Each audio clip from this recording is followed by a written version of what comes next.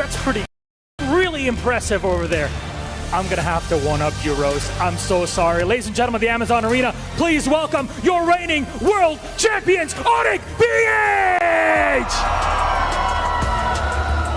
After conquering M6, they're only 2 steps away from the trifecta of MPL, M-Series, and MSC trophies. Now, whilst their MSC 25 run has not been the cleanest, undefined always show up when it matters most.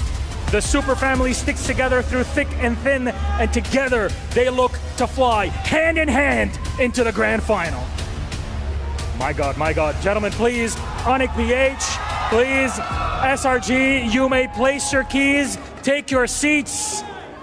Rose, I'm really sorry to say this, but I think your heart's gonna be broken no matter what happens today. You know what, Milosh? I know the entire world knows, the entire MLBB ecosystem knows that I honestly have so much love for these two teams right before us in the semi-finals match. But I am a firm believer that the best one who comes out on top today will be getting that grand finals ticket. We love a meritocratic queen.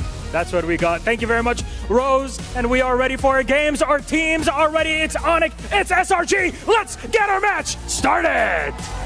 Ladies and gentlemen, welcome back to the second day of the knockout stages. I love the audience today. The energy is there.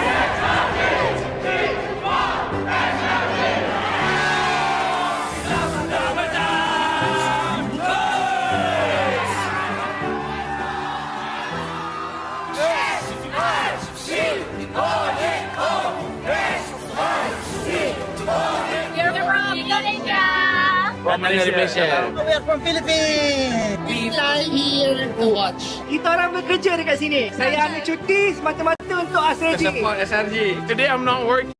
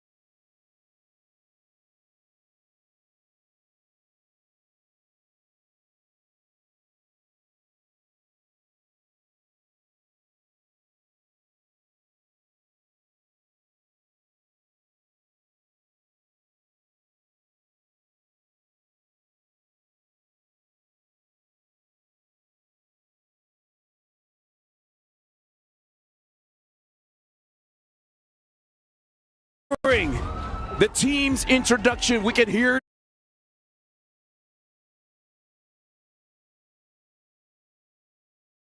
SRGOG.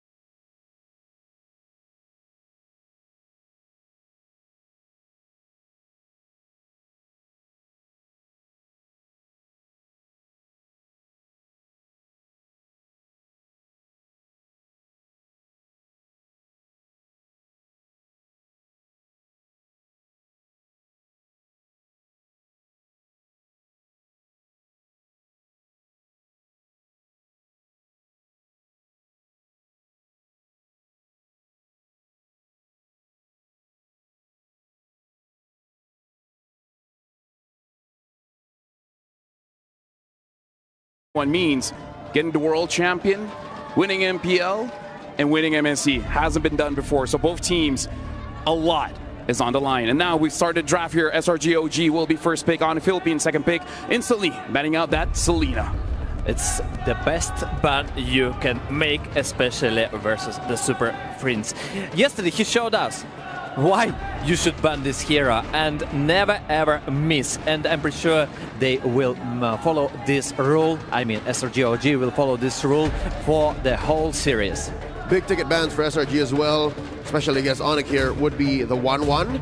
Maybe as a slightly lower order is the Yisun Shin, the Lancelot attacking King Kong, and possibly the Phovius to open up easier XP lane drafts for Cram.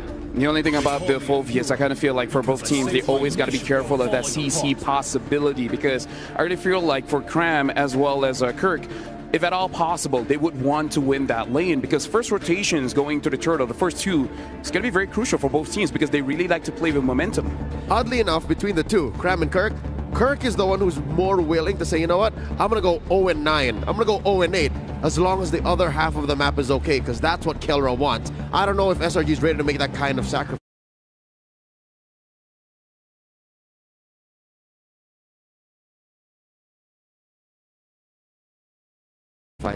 You know, if we're speaking about the killer, I would like to mention that the SRGOG should think about the Granger, because he picked it several times, around 5 if I remember right, and he, oh 4, wait, 4 or 5? 4 times, and 100% win rate. Yep. Yes, that's the thing, that's the option. And yesterday he carried so hard with this hero, and you should respect it. 5 overall, 100%. Yeah, and I kind of feel like that's the dangerous part about both Innocent as well as Kara. They have proven time and time again that when there are no more options, they always have that one hero to be like, how did we miss this one? Because we've seen time and time again, both gold laners are willing to go for the Beatrix, and they perform amazingly with it. So I agree with you, that Granger is nasty. But at the same time, everyone from Onyx Philippines, they all have their signatures. Like Leo said before we started the draft, 3 bans for each team, the opening bans, simply not enough in this climate.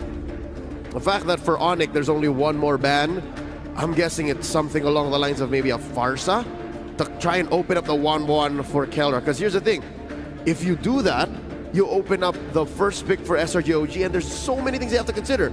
If you don't pick the 1-1 there, then best believe Kelra's gonna get the 1-1 over here, and then Bob's your uncle. And what do you think about Funny? Yesterday, it... don't like it. Don't like it, yeah, yeah. That's actually my point. For the current meta, I don't like it. For the 5 games, it won only 1 time. And yesterday, even King Kong got problems with it. Yeah, the only time won was when King Kong used it against Homeboys back in the group stage. And it wasn't the cleanest of games. Now the draft has resumed. So both teams having 2 bans each, and this is going to be interesting. We're going to look at Innocent as well as Kara. Looking at the KDA, Kara definitely is on top, 9.82 against 6.82 of Innocent. Looking at the damage per minute, yes, Kara won, but honestly not by that much. 3,400 for Innocent, 3,500 for Kara. It's not a matter of how much damage you can deal, it's how you can use it. And these 2 gold laners know that the game rests on their backs. Past the 15-minute mark, it's all them. There goes the Fanny. Interestingly enough, we hate the Fanny. We don't think it's as good in the meta anymore, or as Destroyer, so Elcon, he put it much like Arlott, is totally useless. There's the 1-1. Sorry, but right. That's true. That's true. That's what I see. Stats-wise, you're not wrong. Yes. So, what is the open for SRG? Yeah, the Kalia, which Onyx also very much prioritizes. But you have the Farsa open, you have the Granger open, Moskov open too. But Kali is the CC Lapu-Lapu. There's so many things open. Box is open too. There are a lot of things you can pick, but you know, the Kali opens you the way for the initiation, and it's one of the most safest pick, and here it is. So now the question is, what is going to be the early pick here? Because this is against MSC champions and world champions. No matter what Onyx Philippines picks up, it's counterable by SRGOG. But all the more, this makes Super Prince's pick trivial. You say, so do we prioritize it here? We know that he's a big linchpin of Onyx BH's success, especially setting it up for Kelra. But no, I think you save it. I think you keep him for 4 and 5. Let's go, CC and Baxia. I think that's the best option. Okay, Baxia. Here it is. Here, the best heroes you can take. So first of all, if the SRG want to prioritize Kimi for themselves, you counter it with Baxia instantly. The Kimi, the CC, I mean, got one of the highest win rate, one of the most stable heroes for the X-Plane. So where does this put SRG? There's kind of a foil to the Kalia already with the Baxia. Because again, I think I'm 50-50 on saying the Baxia is going where. I don't know if it's the roam or the jungle. I think I'm more likely seeing it in the roam. Either ways, this is an amazing opening by Onyx Philippines, taking that CC away. One of the strengths of the CC now is that besides the Paquito, she kind of wins all matchups, especially because all the EXP laners, they've gotten used to actually just tanking the lane. Looks like they chose the Granger as well as Joy against Onyx Philippines. Honestly, feels like a bit of a takeaway from King Kong, making sure he doesn't get that Joy. And the takeaway from the Kelra also, because we mentioned right before the game that he got 100% with the Granger and he carried yesterday. And the last pick for the Onyx Philippines. This should be Harith, I think. Harith? Because it's strong against the Joy and honestly has an okay matchup against the Granger in lane. Or just easy Irrital. And what do you think if they go with the Kimi right now? Well, looks like they go for the Irrital there. Yep, just the easy counter in lane against the Granger. Again, Super Frizz 4 and 5. Yeah. You saved Super Frizz's pick. He is. Same for SRG. Yeah, no, they are these S mid laners. They're messiahs for their games, regardless of if they win early. So now, what else can they choke out? Haha, back to you. I got a big ass hero pull, but now they ban out the Lapu Lapu. Good. You don't want that Lapu. Sorry, you don't want that Gatot as well as CC combination. That's too much. It wasn't worth it. They thought about it like, no, let's not even touch Prince. That's a good combination, but still, if you let Super Friends to play with Loi, you open too much resources for Onyx Philippines. You can play macro games if we are speaking about the Hedgehog. If you're going to pick the Low Yi, though, I don't think it comes out red 4. Yeah, it should be 5. I think there's still too much out there that SRG can do. Already there's a lot of threats to the Low Yi here just in the first 3 picks, so this might actually be the King Kong hero here, the jungler. This will reveal at least where the Baxia goes, red 4. Yeah. Trooper reporting for duty. Your team is picking. And here comes Kimi. So that was my suggestion before the second phase of the drafts, but I expected Loi. Still, there is a good composition with 2 marksmen with a good front lane, and they still have a flexibility. They still can move Baxia, same to the jungle or for the roam. So an option here is something like the Eve, but I don't think it's a good combination overall of the Kalia. But again, the Kalia could just be used defensively and actually grab anyone that overextends. So SRGOG, the mid as well as the EXP, I wonder where Cram is going to pick up to go up against the CC. The Lapu is still open. If you want to win the matchup, Paquito, but we only see one successful Paquito pick. Yep, by RRQ. Yep. So here's the thing. Onyx BH, already now I'm just looking at this without even their last pick. It's very expensive. It's very expensive. SRG, they pick up the Ruby. I'm thinking this is Cram's Ruby. We've seen Cram play championship Rubies in this very same stadium last year, 12 months ago. Can I just say, it almost looks like SRGOG is just using Onyx PH draft here. With a hint of Cram. Right? The Joy, the Luyi, Kalia, the Granger, the Kalia. This feels very Onyx Philippines. It's just like, we know you so much, we're going to use your draft. Cram put his foot down. Cram said, no, not me. Not me. It looks like they outsmarted their opponent, and guys, and the Badang had the last pick. So this is pretty interesting. A lot of crowd control from the right side. Onyx Philippines got a lot of damage also according to the Kimi and to the Irritant. So it's a jungle Baxia. This kind of calms my spirits down. It's not as expensive as I thought it would be. I think Onyx can work with something here. Very good range, very good engagement tools. Right now, we're looking at top 4 teams when it comes to the draft. I believe all the coaches have a good understanding of the meta. So either or, thank you very much for our analysts. But now we got to throw it over to our casters to start game 1 of the semifinals.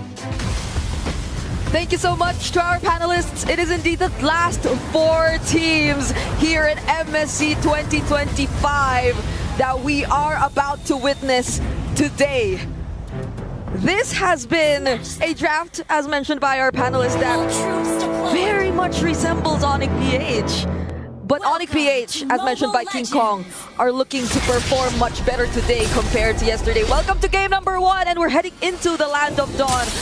Mirko, you've had a lot of thoughts regarding the exchange in the draft, but which among these two teams are you leaning into for now? I've always been kind of biased to damage, so I gotta say SRG, and it just starts out like that. Damage has really been the ultimate win condition in this meta. You have more of it, usually you win games, and SRG, yeah, as LaFell said, as you said, this looks like a very Onyx Philippines draft, and hey, they're utilizing it well. They're already punishing Super Prince with a low E on the hands of Stormy. That's a kill and a Purify that was already forced out of the mid laner, but they're gonna try and trade it in here too. The flicker should be killed back. Super Prince able to get the damage done. King Kong takes the kill. Yums will flicker out, and it will just be an early trade of kills for the mid lane.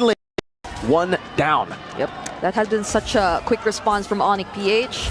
Typically, you would be taking a bit more time, especially in terms of the jungle rotations, given the current meta, but now that King Kong has his hands on the back shot, it seems like it's something you could be expecting a bit more to come in for Onyx PH. Taking a quick look at the emblems as well, at the very least, Super Prince still went with that pull yourself together, so he will have his Purify again. So, oh my goodness. Hey, they took that first blood personal. Skies now pops in electrifying beats over to Brusco. Still has enough peel from King Kong too. But King Kong is a level down. This is something that we actually spoke about, at least backstage. Me in a group with Midnight, talking about the early rotations of King Kong that really has been not as effective in the last few matches, but here on the box shot, it just feels like it fits in. Innocent unable to get the shot on that cannon minion. Innocent is very, very low. Maybe this is why they prioritize the Earthquake. Oh! Two-man pin down. Yums able to turn things around with the sustain. King Kong pops in, voice sounds now brought back again by the duality. He will be able to get away. Kirk is right there, pops in the curtain call, but it's only onto Kram as he goes in for I am not just yet actually, Vengeance, and Kirk backs away. Interesting. Onyx PH were the ones who have been putting the much faster rotations out there. King Kong and the other members were the first to be in that turtle pit, but wait, hold on. Pin down, I'm offended, and the Don't Run Wolf King locks him down. Kram with the specialty here in game 1. That's a double and a diversion that they won't take. It's just to probably keep Onyx PH on their toes right now. SRG OG are clearly in the lead, and they've been playing the early game relatively well. We'll be checking that instant replay right now. It was right after they took that turtle. You did mention that Kram didn't go for the I am offended just yet, but it seems like they were after more. So they didn't just settle with the objective. They literally wanted to establish this 1K lead that they currently have by getting more kills after Onyx PH. This Ruby is what got them that final game. Obviously, it's also with the Roger. Last year in the grand finals up against Falcons AP Brent. So you can definitely see the Kram. I mean, he's so comfortable on this pick. He knows exactly the limits of this hero, when to go in, holding on to the I'm offended, just peeling for the team until the right moment comes in to get that massive one to turn things around. And even with the utility jungle, King Kong's HP bar, you know, hasn't really been helping Onyx Philippines. They haven't been able to utilize that sustain because I guess SRG just have too much damage. That's where the entire damage conversation goes in. And again, you pair it up with the Lu Yi, who Stormy, even just now, we saw decided to use the diversion that wasn't really after anything. It's just a diversion that was used to threaten Onyx PH. And SRG OG with this kind of lineup, and the lead that they already have, can just keep going for all those surprise plays with the diversions, with the I am offended. And that's not to mention Yums, because Yums, he's been a little bit more conservative so far. He's been there just to protect the tidal strikes come in at the right timings, and the knockups. Those are going to be very crucial as well, because a single well-timed knockup, even up to 2 members of Onyx PH, could definitely change the flow and tide of the game. And that's what we might be seeing right now, because Yums is holding the brush. Oh, but he gets spotted by King Kong. Yep, the shield unity able to open up the bush there. The curtain call already baited out as well as Kram. This kites away. Traction pulse lands on Yums. King Kong still on it. Kram looking for I'm offended again, but Brusco goes over fist crack, able to disengage as well. King Kong wins the red tree battle as Kirk zones him in the back line. That's going to be I'm offended and flicker combo, bringing him back into skies to get the kill. Electrifying beats. King Kong holding his own in the front. Kelra jumps in the heavy crossbow, going to play again. That's going to be Cram pinned down, able to dash out to safety. And it is Onyx Philippines in the way, but Stormy goes in all alone. What? Sky's again jumping in, but has to respect Onyx Philippines. An interesting call, but Crab still going for the I am offended. The Purify will be forced out of Super Friends as well, but I wonder what the idea was from SRGOG, because the moment that they were spotted out by Onyx PH, it did feel like they were just too confident to go in. They set the tempo for that particular team fight, but there wasn't anyone from Onyx who was that low for Stormy to risk going in and surprising them from the back line. Oh, but Kirk, he won't survive that. Nope. Tsunami Slam under turret. Brusco caught in a bad spot, and Stormy gets back to even score. Every time Stormy dies, he's able to, balance it out with the assists too. 3 deaths, 3 kills, 3 assists. It has just been SRG who've been capitalizing more off of the mistakes of Onyx Philippines. Yep. But right now, they're the first to actually take a turret away from Onyx PH2, so the lead is just growing for SRGOG. Great reactions from Keller as well, not putting himself in such a dangerous spot, but this is an immediate response from King Kong too. That's a lot of damage coming in from Innocent, however, even despite the early game which we've seen him go through up against the Irithel, where it felt like Keller was just doing a great job. He's actually leading by, even if we say it's just a bit, that's actually massive for a Granger up against an Irithel, but Cram? Absolutely. Like you said, this small lead can build up to a massive one. And here's the thing about the Ruby, right? Yes, you can poke him down, but he has ridiculous amounts of sustain, so he'll be back up with another mini wave. That's just how quick he can find his way back into the team fight. If others have to reset, look for certain creeps just to find some of their HP back. Oh, what? King Kong actually goes back! Yeah, we thought it was going to be the disengage, but he actually walks back up. Cram again, full HP with the Brave Smite, with the Ruby. Innocent with poke over to Super Friends. King Kong holding onto the turtle right now. Super Friends gets got to half HP. Oh, he has the traction pulse now, though. He might go for it. Oh, there you go. That's going to be Cram targeted, but Yomes! In the back, Sky's winning on the retreat battle. Now Brusco with the fist crack, but it's defensive. They go over to Tsunami Slam, over to King Kong, but he's still going to be tanking up so much. It's Kirk jumps back in with a vengeance. Able to tank up. King Kong shredded down very low. Innocent gets a double, and it's 2 on the Sky Piercer. And we just mentioned the entire small leads build up into bigger leads and bigger problems now for Onyx PH. The amount of damage that came in from Innocent dealt with both the tankiest frontliners here of Onyx PH. Kirk did a great job. Again, the Vengeance 2 was a huge part in how that team fight was sort of a bit more prolonged for Onyx PH, but Innocent literally didn't care. He went for the ones who were blocking the damage dealers, and so it made things a bit more difficult for Super Friends, for Kelra, just to find the right position to land all those heavy crossbows and all those basic attacks. And just like MSC 2024, SRG are playing their style of MLBB, where it's aggression or offense is the best defense. This is how they play front to back for Innocent. It's an unorthodox way to play front to back, because usually you just have tanks in front, but they have damage in front. That way, Onyx Philippines are kind of messed up. Like, they can't really dive in because they can't ignore the front line. And Innocent, in the end, gets all those free shots. Yeah, that's Innocent with already 3 core items. And Sekai's just now already picked up the Holy Crystal as well. So in 8 minutes, SRGOG can already be considered to definitely be online. Stormy does feel like he's serving a bit more of utility in this current situation, but do they have an idea, or does Brusco actually want to go for this? Yums is there protecting Innocent, but it won't be enough! Chain CC with the shield unity! What a pick from Brusco! Holds onto his position in the bush and gets all the value, but there was no shutdown. This is the thing about SRG right now. Their lead has mostly come through objective. I mean, there has been a few kills, but there's no actual bounty to turn the game around yet. Yeah. It's too evenly distributed across the members of SRGOG. They've just been that much well coordinated in terms of the team fights and how it's been going so far, but there's a potential diversion we might be seeing from Stormy. Where is it gonna go? Oh, Kirk has an idea. Opposite current call as well. Cram moving by, I'm offended again. It's gonna be Yums jumping to the back line, but the Purify comes in for Kelra. Traction pulse blocks Yums. The Skies goes in, but it's gonna be peeled down by Brusco. He fights the fist crack Skies. Electrify beats Innocent. Gets the shot with the Rhapsody. All of those connecting and finding the man, Kelra. And it's not usual for us to see the opposing opposing team find a way to land their skills or to basically gain access towards Kelra. It's always Kelra who usually is the last man standing, usually turns the tides for his team, but this is a completely different situation now. Innocent with the range and with the way that SRG OG have been just constantly breaking the formation of Onyx PH, they've made it a bit more easier to target one of the most crucial heroes in Onyx PH's lineup now. And now it gets even more difficult for Onyx Philippines to get to Innocent.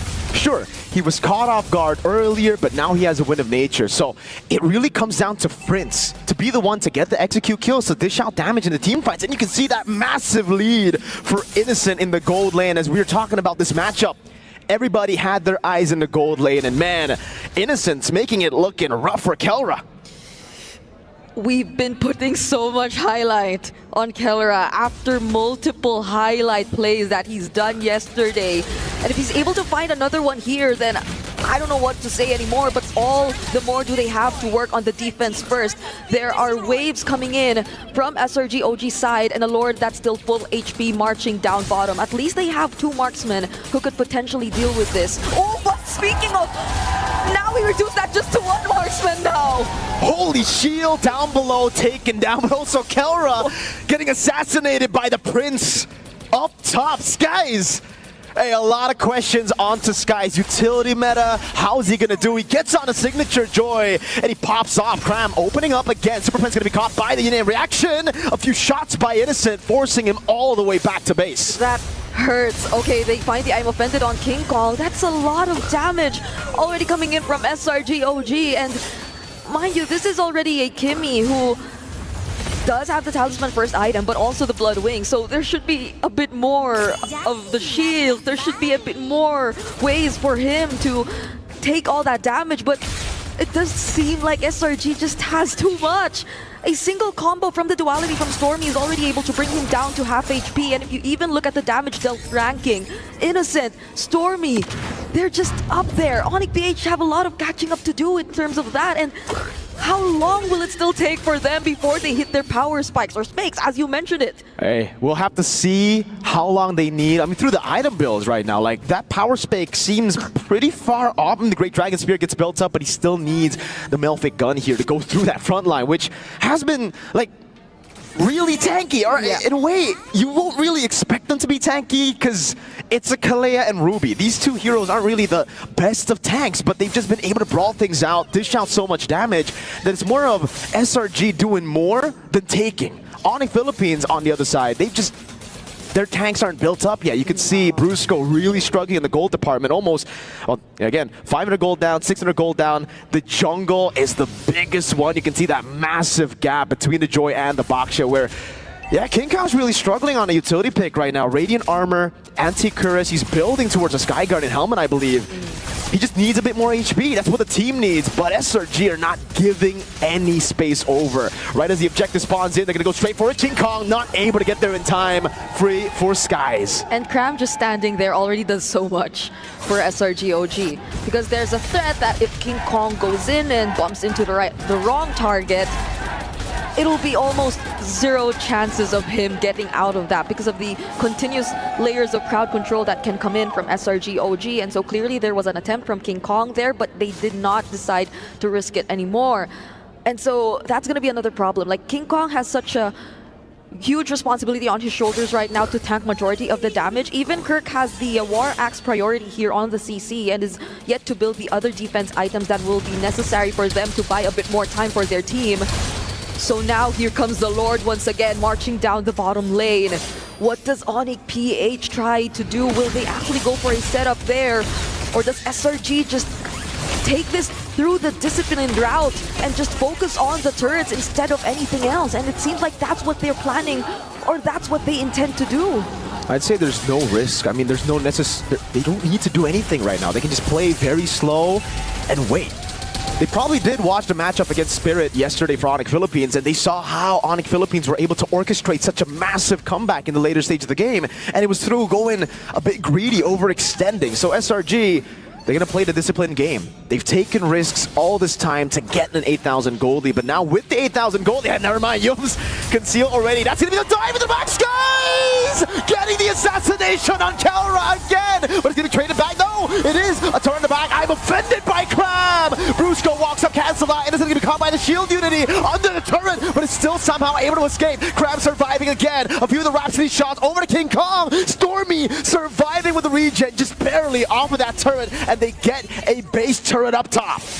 I know we just mentioned patience and being a bit more disciplined, not overextending, but that could have been way different if SRG was not this much ahead.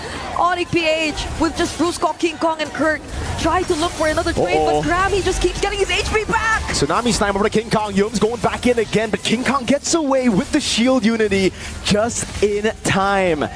Onyx Philippines defend, but look at their base. Okay. Overall, it was just Sekai's who they lost in exchange of all base turrets from Onyx PH and a few kills here and there. So that is clearly a win for SRG OG. The lead hasn't been that much affected by that single pickoff they got onto Sekai's. It's still at a 7k gold lead, and they can just resume playing their game, playing a bit more disciplined and careful from this point onwards, because they definitely got what they wanted, what they needed from that level 2 Lord, and they're just 9 seconds away from potentially getting theirs next and maybe last Lord if Onyx PH doesn't find a way to deal with this. But does King Kong really want to go in first? SRG OG, they've already positioned themselves well enough and weren't necessarily revealed by the Magic Sentry. They got everything and more. 3 base turrets to their name. They can play the slow game again. It doesn't really favor Onyx Philippines at all here. They have to just make a decisive play up forward, but it's so difficult when SRG have so many ways to sustain, to disengage. They got like a billion dashes on Cram. Innocence always safe far back in the composition. And Skies always comes in last. Stormy, you don't even know where he is. The moment he pops up, it's behind you. And Kelra, they have to deal with the waves up top. This is going to be a disadvantage for them, leaving King Kong to contest for the rectory. And it's Innocent who wins it out. King Kong brought back with a Tsunami Slam, still able to walk away with the help of the poison. Sky's going to be caught, has to win a crown. Will he bite the immortality? He will, just in time. Cram in the back, jumping in again. That's going to be Purify over. Keller dishes out damage with the heavy crossbow, but Brusco with immortality down. Yin-Yang reaction from Stormy. Innocent gets a double, and he'll find another. That's a triple for Innocent. Make it a maniac as Selangor Red Giants, OG Esports, tear Onyx Philippines down in game 1. That flicker from Sekai's, no, from Cram on the Ruby. Clutch in an attempt to save Sekai's, and that wasn't as successful as it seemed, but it was all that mattered. Even after they lost their jungler, they were able to hold down all the members of Onyx Philippines who were trying to run away. And that minion wave down bottom, it just helped him so much too. All his HP just kept going back. And you know what, even Stormy, seeing that opportunity, he was like, yeah, we could just diversion our way to the base and put an end to this right here and there. Well, hey, you saw what SRG were able to do. Riyadh is just home turf, it feels, for Selangor Red Giants. They always somehow find a way to just get buffed up. This is something that the Malaysian fans are definitely celebrating, but it's still game number 1. Now let's head on to our panelists to hear what they have to say and how they're going to break down what happened in this game. Thank you very much, Brigida, as well as Mirko. Looks like the OG Onyx Philippines draft is so good. SRG OG had to try it out themselves, and the execution was amazing. I like that this matchup, even for the first few seconds, we already see a lot of action going on. And it's nice to see that both side laners, because we were setting it up, both Cram as well as Innocent had an amazing game. Heck, Innocent got a maniac. Innocent got a maniac, and you know, it's hard for me to say who is better here, because Cram created an opportunity for his team. Sekai's, he was going to the back line and just destroying the opponents, and Irritel got just vanished. I hate it, but I love it when our K2V reads out into the game. There was nothing that Onyx did to try and follow the 3 things we talked about. Sure, you can maybe use a third one in Kelra and say, yeah, if we got to the ultra late game, Kelra would have gotten it done. But look at this. And you'll also see it more when we go back to the highlights. Range-wise, SRG OG have everything going for them. They have a way to re-engage, they have a way to reposition, and they win just sheer free hits from afar. And when they get diving in, Onyx PH don't have any good options to protect Kelra nor Super Friends. And that's very un-Onyx of them. And I really like this Ruby pick because I kind of feel like moving into MSC all the way from the wild cards, Ruby is always that X factor. Honestly, Ruby is the wild card because we know how strong the Ruby is, but it doesn't really work in every single draft. Coming into this draft, going up against Onyx Philippines, where they have 3 frontliners, it does make it so that it's very punishing for an extended team fight where, like you said, Stormy as well as Innocent is able to free hit because you're not able to dodge if you're always stunned. And you know what's interesting? Arcadia always create for his team interesting compositions. Yesterday we saw Xborg. Today we see Ruby. And I would like to say that Kram made 100% of his job. He did everything perfect. I'm offended. All team just joining and cleaning the fight. And you look at Onyx, it's like everyone has this extra sideline that they don't get to do.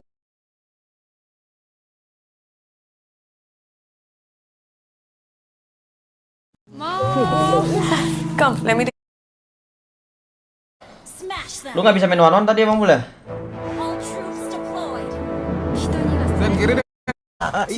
One-on lagi sama Bang Bul. Lalu MSC berhasil mendapatkan 1 game dari The King from Philippines. Makanya nying kayak harus di burst gitu loh nying. Gak ada hero burst kanan ler. Kalau dibarengin mati dong gua, please. Oh. Umar, cok, mati deh Bang Bul.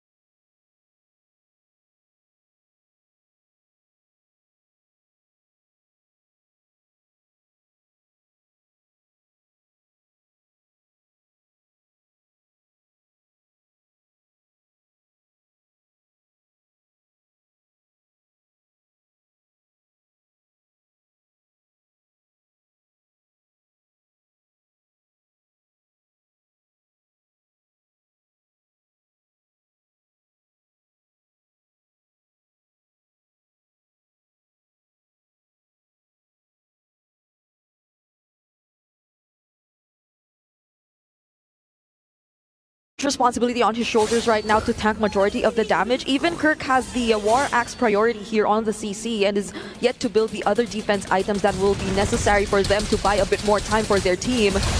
So now here comes the Lord once again marching down the bottom lane. What does Onyx PH try to do? Will they actually go for a setup there? Or does SRG just take this through the disciplined route and just focus on the turrets instead of anything else? And through the disciplined route.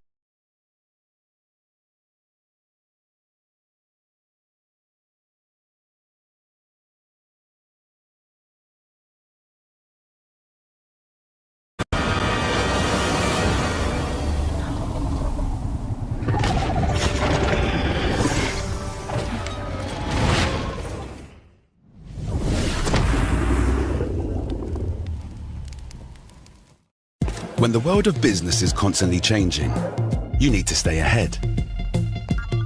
So what about AI to generate new possibilities? Machine learning to predict what customers will like.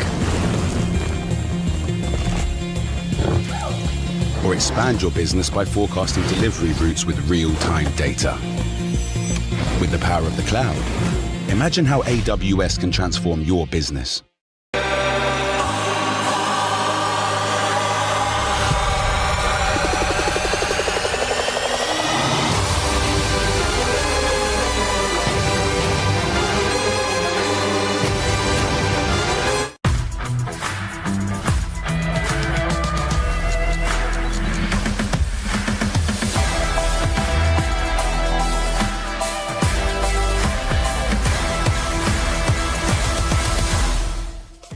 Now just give up the Dragon Balls or this is going to get very ugly. Hey, General Tao, is that you? Remember me? My name's Goku.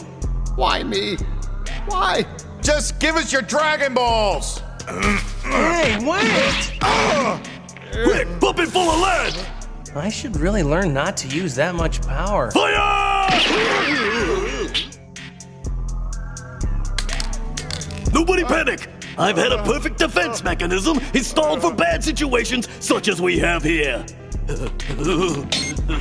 Everyone get inside! Wait for me! What are you gonna do now, strong guy, huh? Just try to get in here. I double dare you.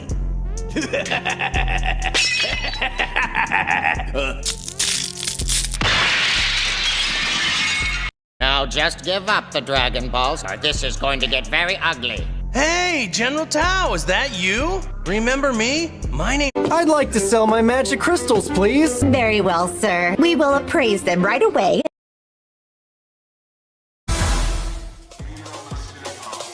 Now, for both coaches, understanding the versatility of their supreme mages, that they allow them to go to the later stage of the draft to potentially pick up something that could counteract what the opponents can do.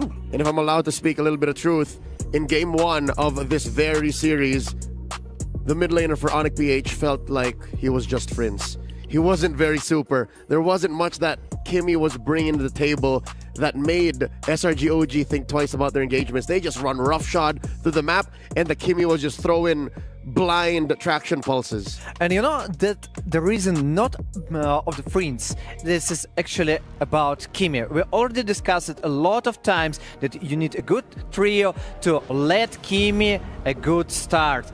But on the opposite side, you got Loi E. They instantly first blood, and then they were just stomping and making more and more power to the mid laner. And Kimmy was playing from the back. And that's what's so miserable about that draft in game 1 for Onyx Philippines. The one hero that had range for them was the one hero that was the most vulnerable. The one hero that could maybe reach the Granger quickly and safely was the one that was struggling all throughout. And this is why I kind of feel like for this matchup, heck, all 4 teams, Assassin junglers, Orgos, EXP laners that can dive to the backline, has high value because we're looking at amazing carries here. It doesn't matter coming from the mid, from the gold lane. And in game number 1, that joy was able to create so much chaos. Sure, you killed Kara, but by killing Kelra, all the damage is from Super Prince, the Kimmy. So without that, hey, it's going to be very difficult. But now we got a quote here coming in from Brusco. He said, I don't think we're in our top form yet. There are still lapses in our communication because we sometimes get a little complacent and those small mistakes tend to snowball.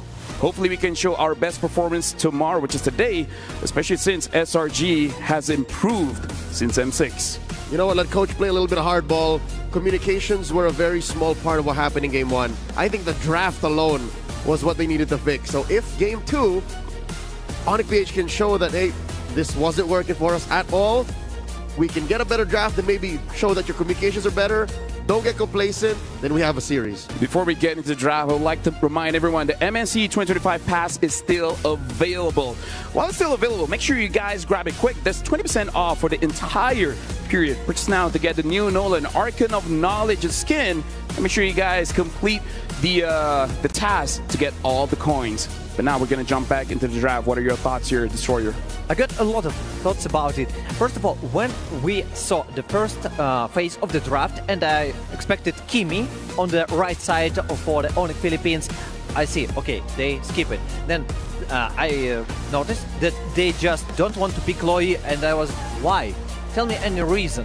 Why do you skip? And after that, on the last phase, they take Kimmy. And that was my second question. Why do you do it now? You could you could cook something before the second draft phase.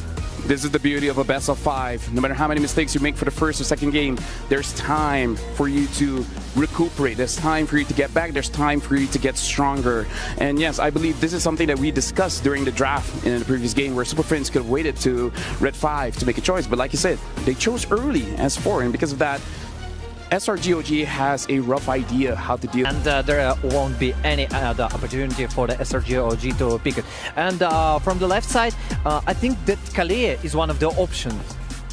Yeah, honestly, SRG, Kalia, Selena is one of their power picks as well. So it's definitely something that Onyx Philippines has to consider. They're banning up this Phobias. Somebody's setting up for Arlet. Yeah, and we know how Destroyer feels about that Arlet. I can hear it. The gears are grinding. It's like Coach Arlet, and then Destroyer's like, no, please, don't do it, bro. So, the last ban for SRG OG, and that's the question. What do they want? They want to exchange, or they want to let, okay, we ban Selena and we let the opponents to pick something like Granger, because the Granger for now between two teams it's 100% win rate during the knockout stage. Nope, not gonna happen. I would have rather done this, because what if SRG banned the Kalia, give Onyx PH the Selena? It's easier to read. Now Onyx PH can go, all right, do we go Kalia now and give the box shot to the other side? Looks like they first picked that Lancelot. Rather not. So SRG, do you go box Kalia? Hey, maybe this is Onyx Philippines saying we cannot lose tempo. You know what, King Kong? Get off that utility, we need you on Assassins. And what do you think if they take the Kalia and Granger, the other side? So, let back, okay, they already took Lancelot and jungle. Looks like they're going for a CC as well as a Kalia. Even Onyx PH has to think twice about the Baksha now. Yeah. Because it's honestly, I'm not free. liking the Baksha. Yeah, no, it's not as free. So they do get the Granger. That's the thing that I don't like, actually. Why you let them Granger? It's, again, Kelra, Granger, 100% win rate. He got a lot of games here, you know, and it helps them to save the limits. Because Kelra can work from the backside, and at the same time, Lancelot with the Badang will engage on the back line of the opponents, and there is the cross line that you can't. Gentlemen, I think SRG has just come to the point of, yeah, Kelra's gonna pick a hero either way. He's gonna play like Kelra anyways. Just give him something, we'll work around it. So now SRG OG, 15 seconds left. Did they pick a jungler here or a gold laner? The Joy is still up. If it's not picked up, it probably will get banned soon. Looks like they're gonna pick up the Moskov here, so making sure that they are able to win at least macro-wise. So this is gonna be a Moskov against Granger matchup. SRG OG still has not picked a jungler. Highly likely will get banned out later. And then likely as well, Coach Vecchi and Arcadia are gonna ban out mid laners to try and choke down on Super Frames, while Onyx should take out junglers. At least the Joy. Yeah, at least the Joy and maybe even the Haya. You know, the funny fact that Instant got 4 games with the Moscow and 0% win rate. At the same time, we see the raid boss, the boss of the gym, Kelra, with the Granger. And I got a lot of questions for SRG OG with this draft. But maybe they're gonna surprise us. So, and this is Farsha, instant ban. Yep, again, attack Friends. I don't blame Onyx PH for not picking Friends in the first phase, but they gotta have something up their sleeve, because SRG are gonna pick the Stormy hero in Red 4. Like, that's gotta be it. Yep. So now Onyx Philippines, we are thinking that they're going for a jungle. Play it conservative and say that SRG, there was room for them to pick that utility jungle. Yep. And now we're gonna throw it over to our casters, Brigida and Mirko. Hope you guys are ready, because we're throwing over to you guys the second game of this match. Thank you so much to our panelists, and I hope all the viewers are ready for game number 2 as well. They've had plenty of time to reset and regroup about what happened in the last game. And so I feel even in the draft, we're seeing the changes come in early on. Welcome to game number 2. And this time around, I feel like my biggest question would be, again, regarding damage. Because where do we see a lot more damage coming in terms of the early game from these two? Oh, wait. Stormy was pointed there. That's some crazy patience, man. To just sit there while you're getting... Yeah. You gotta be careful. He doesn't have regen, too. But yeah, back to your question. Hold up. They're just brawling it out in the mid lane. Yep.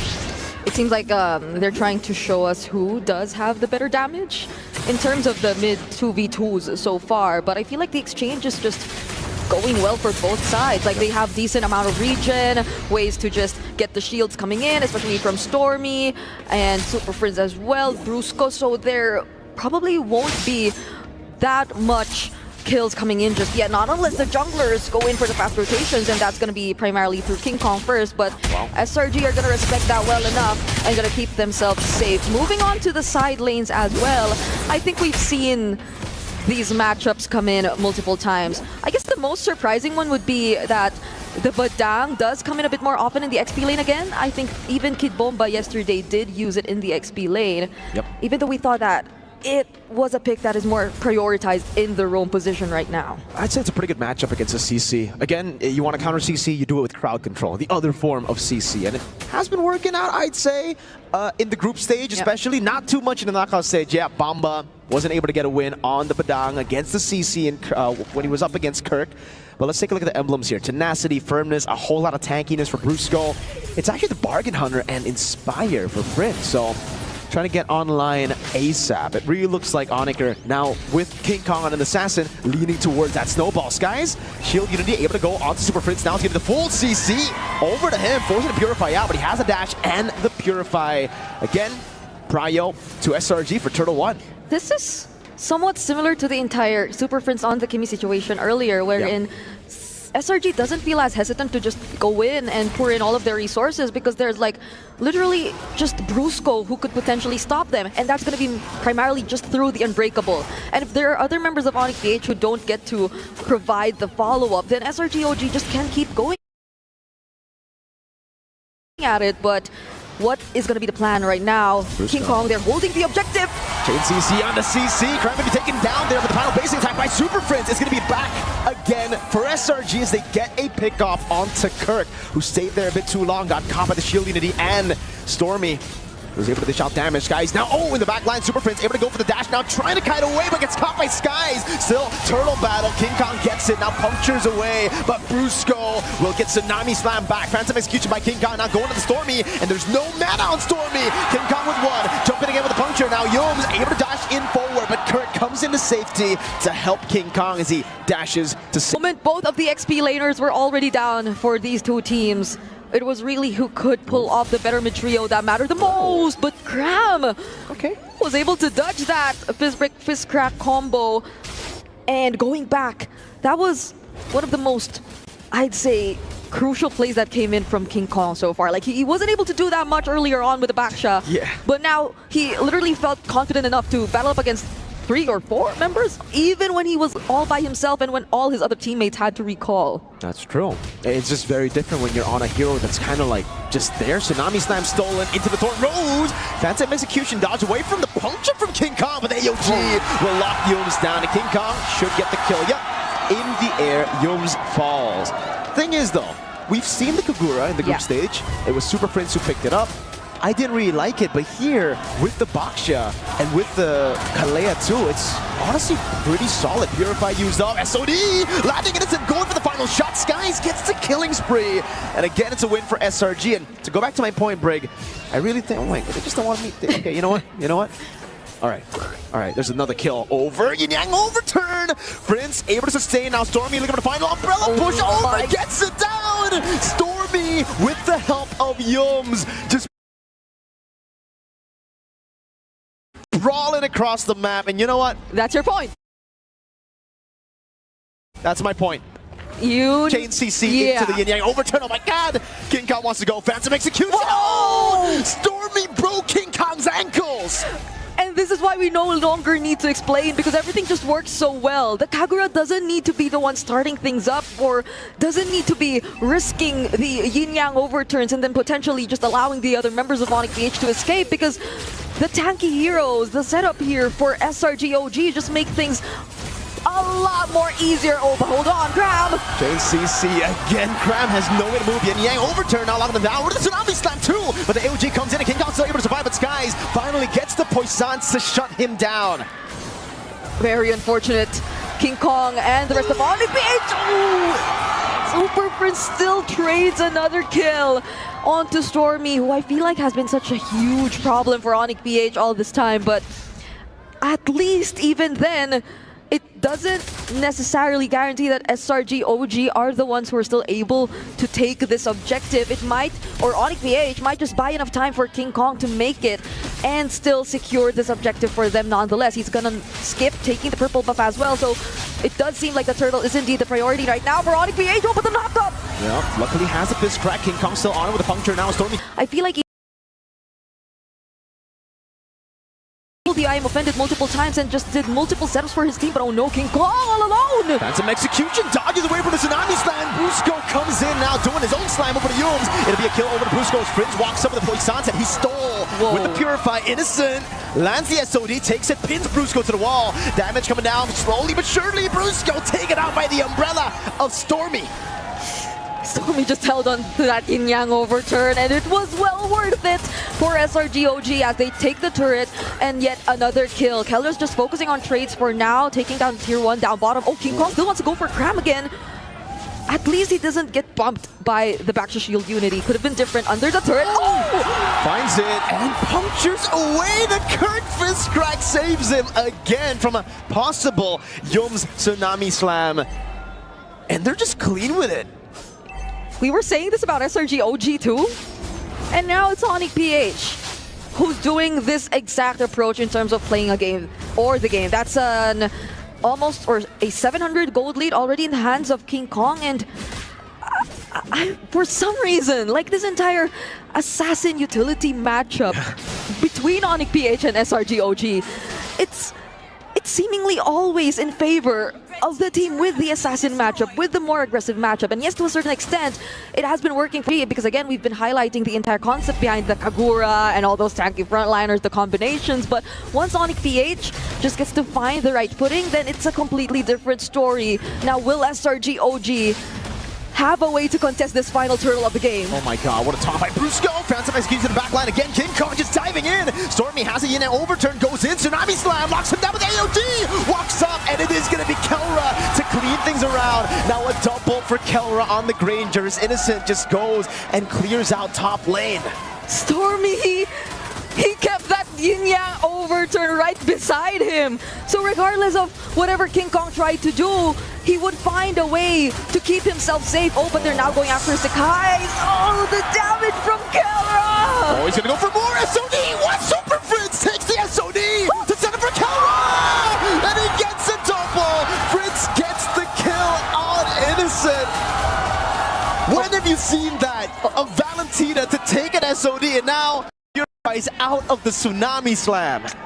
Okay, yes, take it back. Like, Super Prince has a very interesting take on the entire Valentina IMU situation.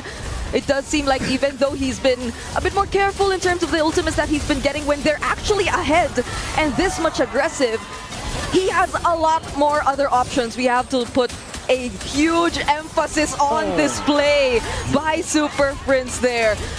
Even when we thought Onyx PH could no longer reach and finish off the kills, Super Prince was there to do the job. So now it's SRG OG who will have to play this a bit more defensively. Might I say though, both teams, they've done and they've had a lot of great micro plays. Like the micros in terms of Stormy, in terms of the yin-yang overturns, the positionings, they're very, very much commendable. But Onyx PH now, they have the Lord, and they're definitely going to find a way to capitalize on this. But also, I think just go for more damage, dude. Yep. The team with utility jungle just hasn't really been able to fully control the game. Even with 4 kills on Skies, now 5, it hasn't, well, unfortunately it is utility jungle, so again, with the kills on him, it doesn't really change anything. Brusco look for a taunt there. Yom's gonna go for the Tsunami Slam onto Brusco. Oh my god, Kurt gets a massive fist crack in the back of the AOG. Will come through, Yom's gonna be taken low as King Kong jumps in, and Stormy is forced to just play it safe. SOD clears out the minion wave. But there is another in the mid lane and the bottom lane for Onyx Philippines to go and capitalize on. Cram no vengeance. Kelra with the damage again. Yin Yang overturn popped down, but Kelra throwing out those bullets over the Skies, who's tanking it up really well. And they have another wave to play with. That was such a play from Kirk.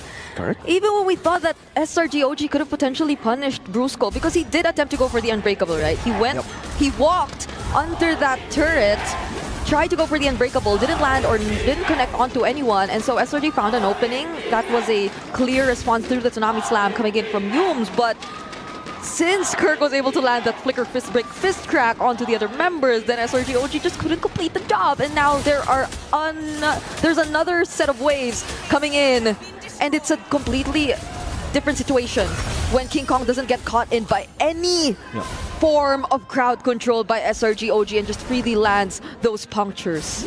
Okay, so in the end, it is still just a non-stop siege. Kelra walks up again, has a Purify, gets out of Tsunami Slam, almost a perfect Yang overturn to counter it as well. Good pin down, oh my lord, Kelra just walking through, gets pierced down, but he's still able to cut away, even from the last shot there, spacing perfectly. It's a kill over again as Brusco gets the AOG out of there. Cram falls to King Kong. And after all that, you'd expect more bodies. King with a dive on Skies, it's a double for King Kong. The sidesteps from Kelra, the timings from King Kong, the KK connection, they're just making it happen. And oh, Innocent so low! SOD again by Super Prince. Yums chunked down, one last shot to find the kill. Prince gets it. It's a killing spree for him as King Kong dives in with the puncture. 3 base turrets down, and Kelra has dealt with the waves. Prince again, they're going to be caught by the sun. Super Prince still able to go forward to terrify as Innocent walks up and gets the kill, but gets traded back by Kelra. King Kong in the back gets a kill before ultimately ending the game to get us to an equalizer. 1-1. That was another Spear of Misery IMU done right there by Super Prince, creating so much space here for Onyx PH. And we just mentioned this entire thing about the KK connection. Kelra and King Kong now being online, finally online. The sidesteps and just making it very difficult overall for SRG OG to land all their skills, despite the presence or despite the multiple ways that they could actually make use of their AoE. There were the tidal strikes that could come in from Yums, there were the yin yang overturns, and we couldn't even see Cram land a curtain call that was efficient enough to punish Onyx PH and those members who decided or just wanted to keep going in, because even though you wanted to use the curtain call onto these targets, they just have... King Kong has iframes, Brusco can just find a way to AOG himself out of it, and he doesn't necessarily have to be beside Kirk all the time, because we've seen it multiple times. They tend to go for individual plays as well, so there were just so many things that came or fell into place for that game. Let's hear what our panelists have to say as they break down game number 2. Thank you very much, Mirko and Brigida. And I don't know, maybe it's the inner Malaysian in me and the inner Indonesian in Mirko, but I don't like utility junglers, man. Like, Vaxia is strong, sure, but give me those assassins. I kind of feel like these are such impressive junglers in King Kong and Skies that even though the Vaxia got like 5 kills and 2 assists, it doesn't really translate into a lot of pressure on the map. It's hard to have this conversation without bringing in the prime example of a player that doesn't care about junglers that are either assassin or utility, Carl Teasy. He excels on both. So that's why when SRG here picked that last pick Vaxia, even I saw coming, but why, right? Why?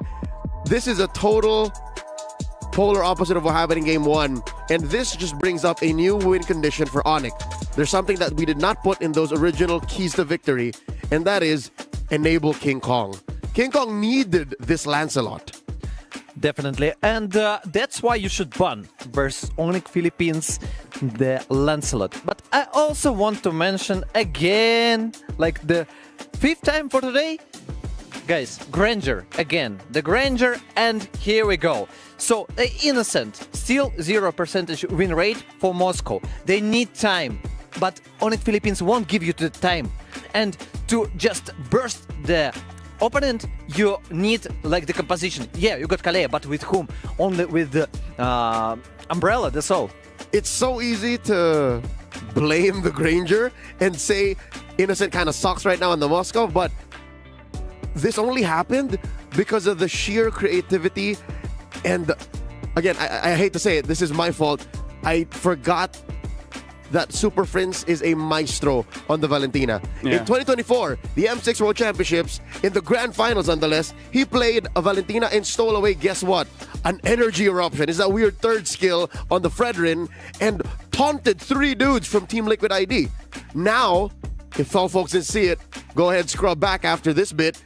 He SOD'd. He stole the Moscow's ult. I've never seen that.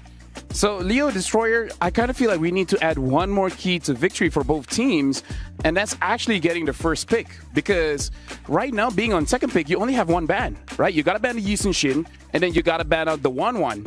Right? For SRGOG, they got to think about banning out the Selena. So it's almost like you have no bans when you're on second pick. It's as if the decisions were made for you already. Exactly. Because I agree with Destroy, like ban out Lancelot, etc. But you can only do that if you're first pick. Yes, you're absolutely right. That's the thinking that I didn't thought about. It's That's difficult. It's a good point, actually. It's difficult for Onyx because Onyx likes being in red. They're one of the few teams that actually help push the 52% going into the knockout win rate for red side. So if that's the case... But this game, they was on the first pick. And Lancelot insta-lock.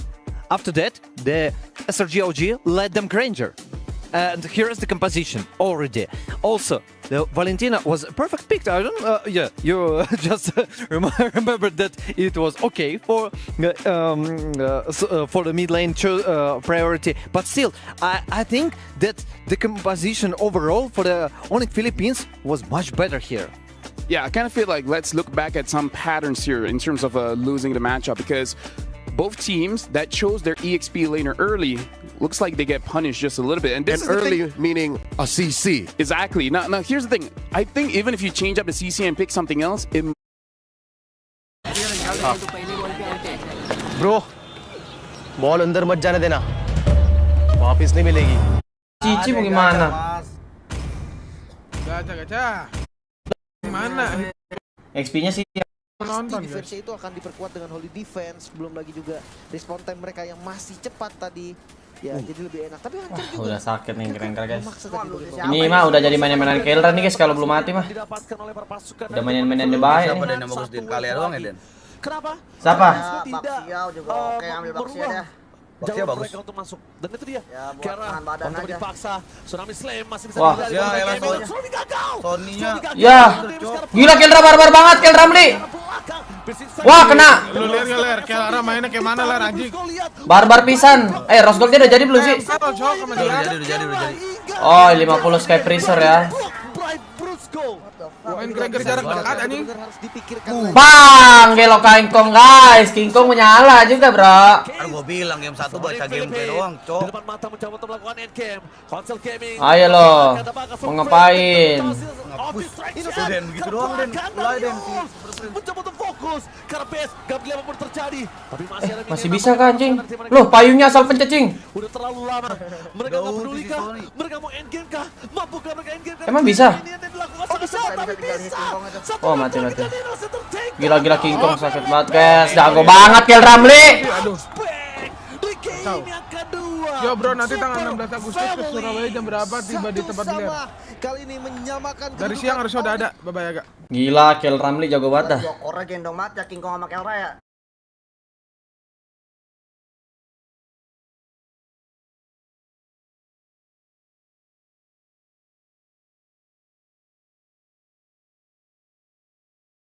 That they could actually make use of their AoE. For him as King Kong dives in with the puncture, 3 base turrets down, and Kelra has dealt with the waves. Prince again, they're going to be caught by for him as King Kong dives in.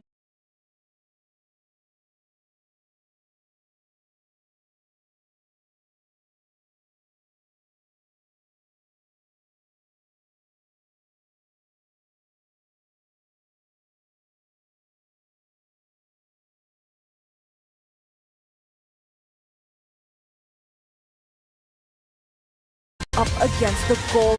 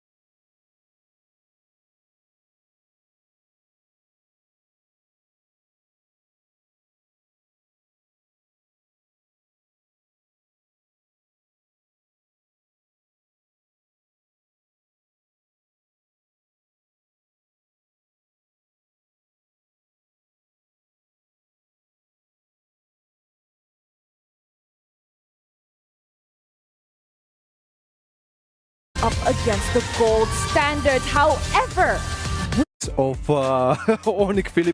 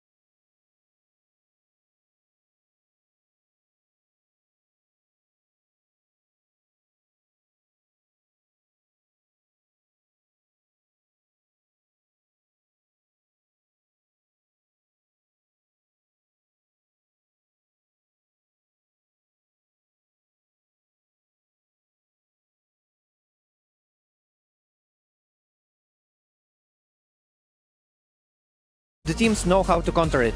The Kimi, you need some time. So maybe let's just skip it and prioritize something like an Assassin's. Yeah, no. Oke, Poke. Ayo lo, Poke. Ayo lo! All the way to the 5th of August. Join the limited time Dino patch in MLBB and secure yourself a free Popolin Koopa for the 100 skin. Leo, you were saying? Damage profile. In addition to range and these roles being high priorities in the early phases and in the bans. Game 1, Onyx had no burst. Game 2, guess who didn't have burst, fam? At least reliable burst. SRGOG. Kagura sure has some level of burst, especially if he gets a power spike in the early game, but that's a skill shot. And Onyx were super mobile. And look at this, we're already starting to draft here. SRGOG is going to be first pick, allowing them more free bans, betting out the Selena, Fanny, as well as the Lancelot. Onyx Philippines, this is the bad thing about second pick. You don't have a lot of flexibility in the bans. You got to ban out that 1-1 as well as the Yisun Shin.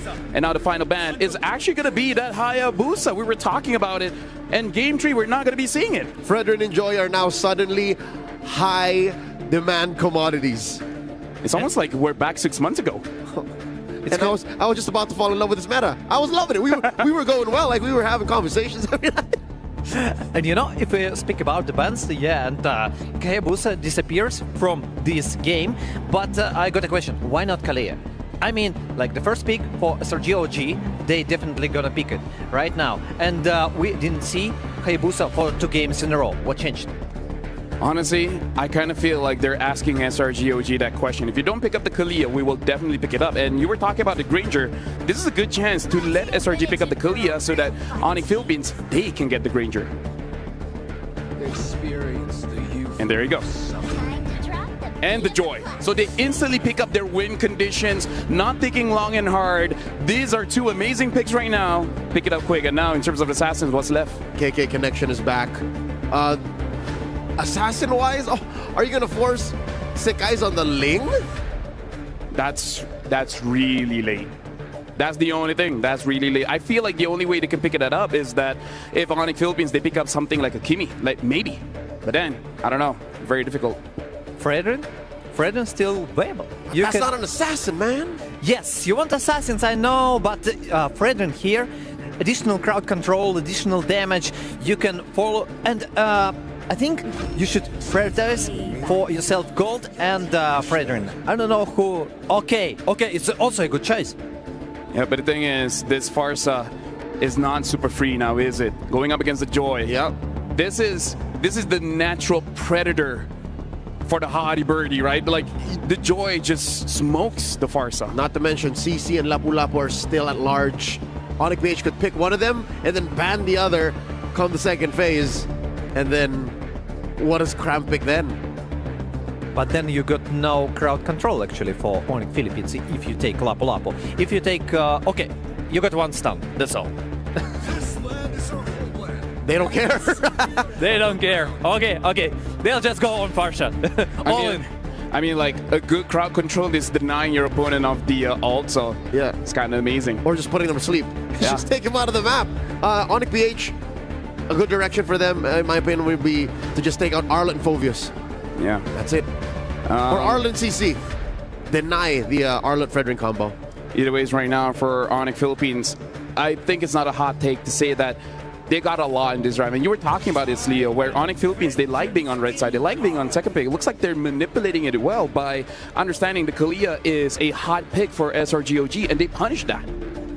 I think actually the last pick for Onyx Philippines should be CC.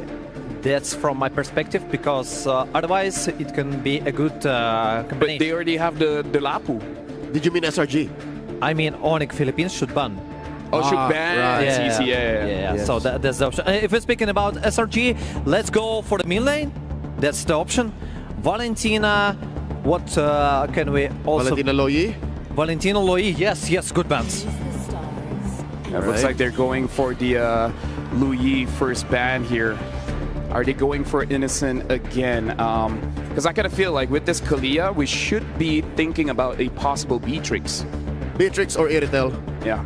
Those are still solid picks left out. And two picks for SRG OG. So the priority for the gold lane, that's the most thing that interesting me. I would prefer to see the Beatrix, actually. I like the composition. I like it with Farsha, I like it with Kalea, I like it with Fredrin. And for the explain, I would like to prefer CC still. I like this pick. Yep, still a lot available. Even the glue is available if SRGOG wants to go that route, because that does seem like one of Cram's comfort as well. Still a lot of picks for SRGOG, especially on the EXP. Scary if you glue though, because their Faramis is still open. That's true. So they pick up the CC instead. So will this be the Beatrix or the Iritel? It looks like they go for a Bruno. Not in my bingo books for this one. Yeah, no, because the Beatrix was way too spelled out. So was the Iritel, because again, SRG knows that the Iritel just suddenly dies to the Granger and the Joy. So they go Bruno. It's a almost forgotten hero. It's most, it's more safe pick, but I don't like it. I understand that on lane it's harder for you to play as Beatrix, yes, but overall, if you go to the mid lane, it's much more profitable. I like that both teams, they're kind of like saying each other, let's play tempo. Let's see who has their foot on the gas first and who can accelerate without the brakes. So now, Onyx Philippines, final pick here. A battle for match point. Whoever wins here, ladies and gentlemen, will be able to secure match point. A bit of safety. And the Brave Spider. Pulled out the Brave Spider. Still, Sky's been in a retreat battle. Ow! Oh! Razor's Rat getting the big buck over the curtain call, locking him down. Yums way too easy. There was absolutely no way Onyx Philippines could... Oh, Purify already used by Super Prince. Still gets caught though! Yeah, an early Purify from Prince gives Yums easy access to get Tsunami slamming. That was uncharacteristic for sure. Selangor Red Giants, they're capitalizing on every small mistake that Onyx Philippines make on the map, and now it's a free turret in the mid lane. This doesn't feel too calm and collected. Wait, Kurt goes in alone? Yeah, chain CC'd again. The curtain call, oh my lord, so much damage! Even with the revitalize, they go through it all, and Innocent is just balling his way to 2 kills for free for SRG. You get it, right? There's Brusco, who's also coming in, so that's probably expect come through from Stormy. It's just too tough right now for Onyx Philippines. Like Selangor Red Giants, that's the only possible bounty that they can get. Again, he can just play far back. He has a flicker too, and mainly I think what makes them, the backline, so safe is the amazing front line that they didn't actually have in game number 2, right? Like game number 2, yes, they had Skies on a Baksha, but Onyx Philippines just got online so early. Now that SRG got 3 turtles, even just with that, without the gold lead, they should be in a proper spot to actually hold down Onyx Philippines damage. But with the 6,000 gold lead, Onyx Philippines might have to just wait for what, 15, 16 minutes of game time before they can actually shred down Skies. There's no threat of burst damage just yet from Onyx BH. They're, as you said, literally waiting. And now you see SRG OG. They just bounced back in this series. They're showing us a performance that's not too far from what we've seen in the previous year when they took the championship in MSC 2024 for themselves. Now they're doing this to the reigning world champions. And if they're able to actually get match point, that puts them one step closer to getting a shot at defending that title. Now Onyx BH clearly have to find a way to work around this. That's a 4K goal lead and Super Friends fortunate enough to work on that sidestep. But now he doesn't have the Purify. No, he does not. Holy Shield in the mid lane, they be popped open again, and there's just no damage, not even to Kram, who isn't the main frontliner. Man's able to sustain. Prince is a level down on Stormy. The only advantage, if you can even call it that they got was, all right, Stormy used Flick, so a bit more vulnerable. But even then, he doesn't really need Flick. He's been able to utilize it to go and dive. That's a free turret down below. Innocent picking it up now. RWM and the Bravest Fighter as well. Kurt melts it down. King coming back line with the AOG as well. Won't land. Is only onto Innocent, who's still able to dish out damage for free. Brusco falling. Innocent gets a double kill. One off from a hat trick. The closest and probably the best target for King Kong in that situation was Stormy, because you said it there. What? There's the hat trick. And they're gonna go for the end. 10 minutes in. Onyx Philippines have no way to react. They will be forced back in their base. Hey, MSC 2024, they did it. MSC 2025. At this point, Riyadh looks a whole lot like Selangor. They gave no time to us, to Onyx, to regroup, to reset. And they just went after it after that one miscalculated play coming in from Onyx BH. And as we've mentioned, they could have gotten a kill. They could have punished the lack of flickers that Stormy clearly did not have in that moment, but he just flew on top of that stone that was right there. And no one was able to get access to Stormy, and no one died. Nope.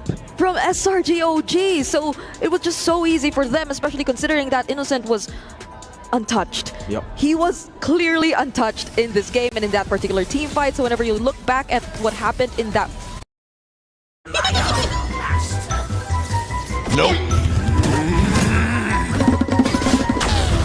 Kaya lagi guys. Oke, 1-0. Tajir melihat.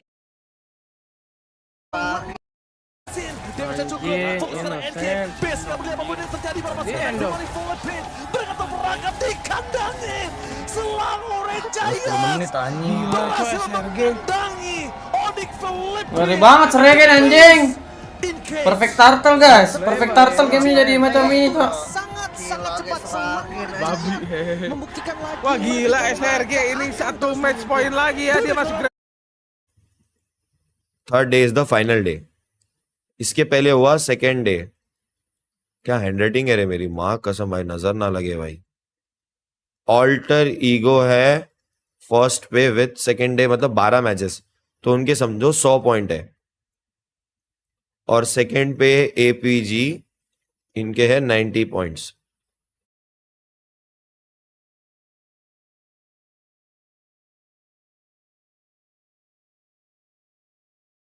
much sabaijanalai, those who are involved in the live sessions, and everyone is, thank you very much. Arush Shrestha, thank you for 320 yen. Thank you very much. All the TikTok peoples also, please recommended your double tap on the screens and please support, do support. Let's make record break हानेको हेर्नु नि त्यहाँ. खोइ कहाँ स्क्रिनमा हो, यहाँ alpha 7 ले 5 second अरे के अरे. अल्फा 7 को चिकन हैन, अल्फा 7 को ढाड सेकेर पुडाइसक्यो. थ्यांक यू रुम्बा तामाङ बाले भएर अल्फा 7 को ढाड फुस्काइसक्यो. फेस क्याम लास्ट सानो भयो मामाहरु र सब. थ्यांक यू यार. पख अहिले मिलामला नि गेमको बिचमा. अहिले मामाले सुरुमा मात्रै हो चिचाइराखेको. अहिले गेम सुरु भएपछि शान्त भएर गेममा डुब्ने हो क्या. यस. गेम सुरु हुनुभन्दा अगाडि हो क्या कराउने भनेको बुझेनौ. अहिले गेम सुरु भएपछि त मुटु ढुक ढुक ढुक ढुक ढुक ढुक बनाउँदै हेर्ने हो नि हैन त. अहिले नै pick seems to look pretty good. And number two, early picking your EXP laner does make it so that you know how to deal with it. But the other thing is controlling tempo. Who puts their foot on the gas first and refuses to press the brakes looks like has an advantage in this series. More nuke damage.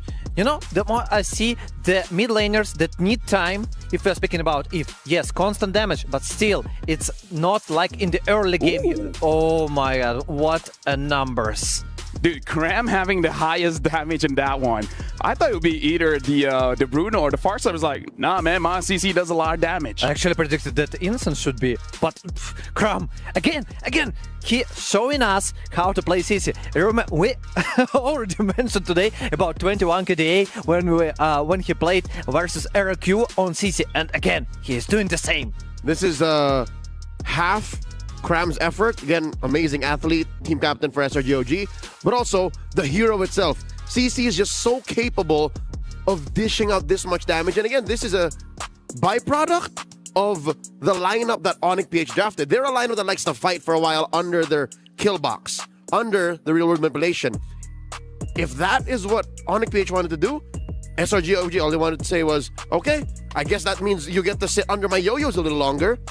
And we end. Okay, I guess that means you get to sit under my yo-yos a little longer. And we end. Okay, I guess that means you get to sit under my yo-yos a little longer. And we end. Okay, I guess that means you get to sit under my yo-yos a little longer. And we end. Okay, I guess that means you get to sit under my yo-yos a little longer. And we end. Okay, I guess that means you get to sit under my yo-yos a little longer. And we end. Okay, I guess that means you get to sit under my yo-yos a little longer. And we end. Okay, I guess that means you get to sit under my yo-yos a little longer. And we end. Okay, I guess that means you get to sit under my yo-yos a little longer. And we end. Okay, I guess that means you get to sit under my yo-yos a little longer.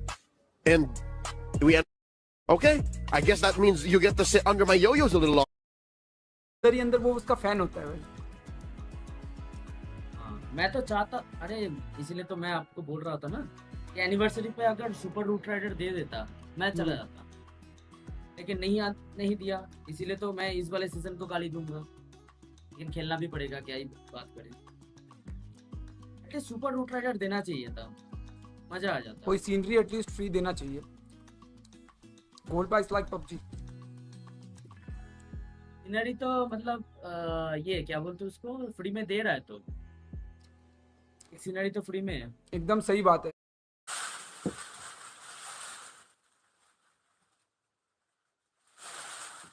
Bulb.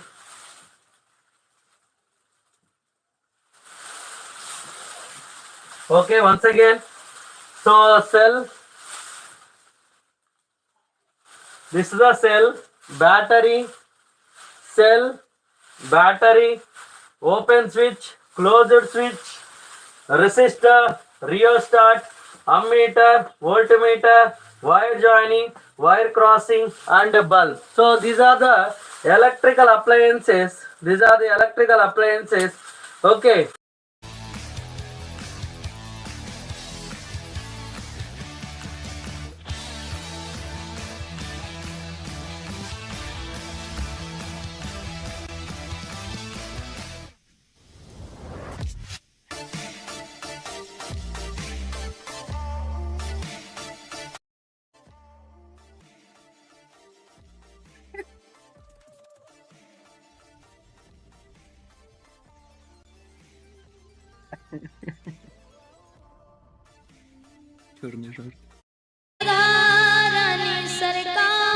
मैं वैसे तो मेरे 1931 थे, but क्योंकि मैंने exams में कोई video post नहीं करी तो a lot of you unsubscribed, I don't know why, it's okay. तो अभी मेरे 1905 हो गए हैं, तो जब मेरे 2000 लाइक एक वर्ड्स फिनिश कभी कभी हादा बनता है, अगर प्लेयर बहुत अच्छा हो तो व्हाई नॉट यार। Tapi sepi banget. Bilang pas interview kita bayar saya bilang atau liburan lagi ada It's an elastic dress, super thick.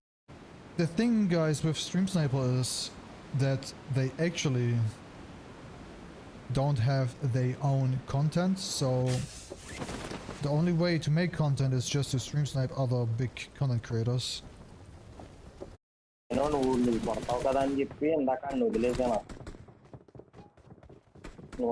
Bebas seperti angin.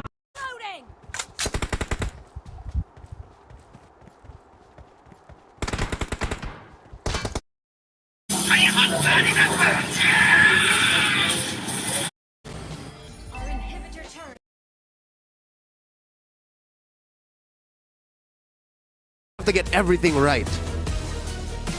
I would like to add one thing. I'm pretty surprised, and I'm glad that I'm surprised about the performance of SRG OG. I don't know if it's Arcadia or the team itself, but they're performing so well. It's Riyadh, man. Every single time SRG OG comes to Saudi Arabia, Riyadh, they just get a buff. That's the thing. I'm not even surprised anymore. I know that SRG OG are this strong, but it's the decisions that these teams make along the line down the road of the series that change the way it goes. Because again, it could end here. It could be a 3-1 SRG OG victory. And for you guys at home, the Metro Zero train is arriving at the MLBB Battlefield with a stunning new series of skins. Make sure you guys stay tuned because the upcoming Metro Zero cinematic trailer, you guys will find out who will be in that skin line. And now I kind of feel like for us, the main thing is the damage profile here, because I believe, Leo, you were talking a lot about burst, and I think going up against very strong, fast reacting teams, if you burst them before they can react, that's probably the only way you can beat very high mechanical players. Yeah, bursting down Onyx PH is a good plan and a half, because you're already making them doubt their entry. You're already denying the peel from Brusco and Kirk, and if you do that, you can't even expect KK to do anything. That's what happened in Game 3. Third game was an example how to make it fast, how to make it real, but not all the time it works. If we're going back to a early, they said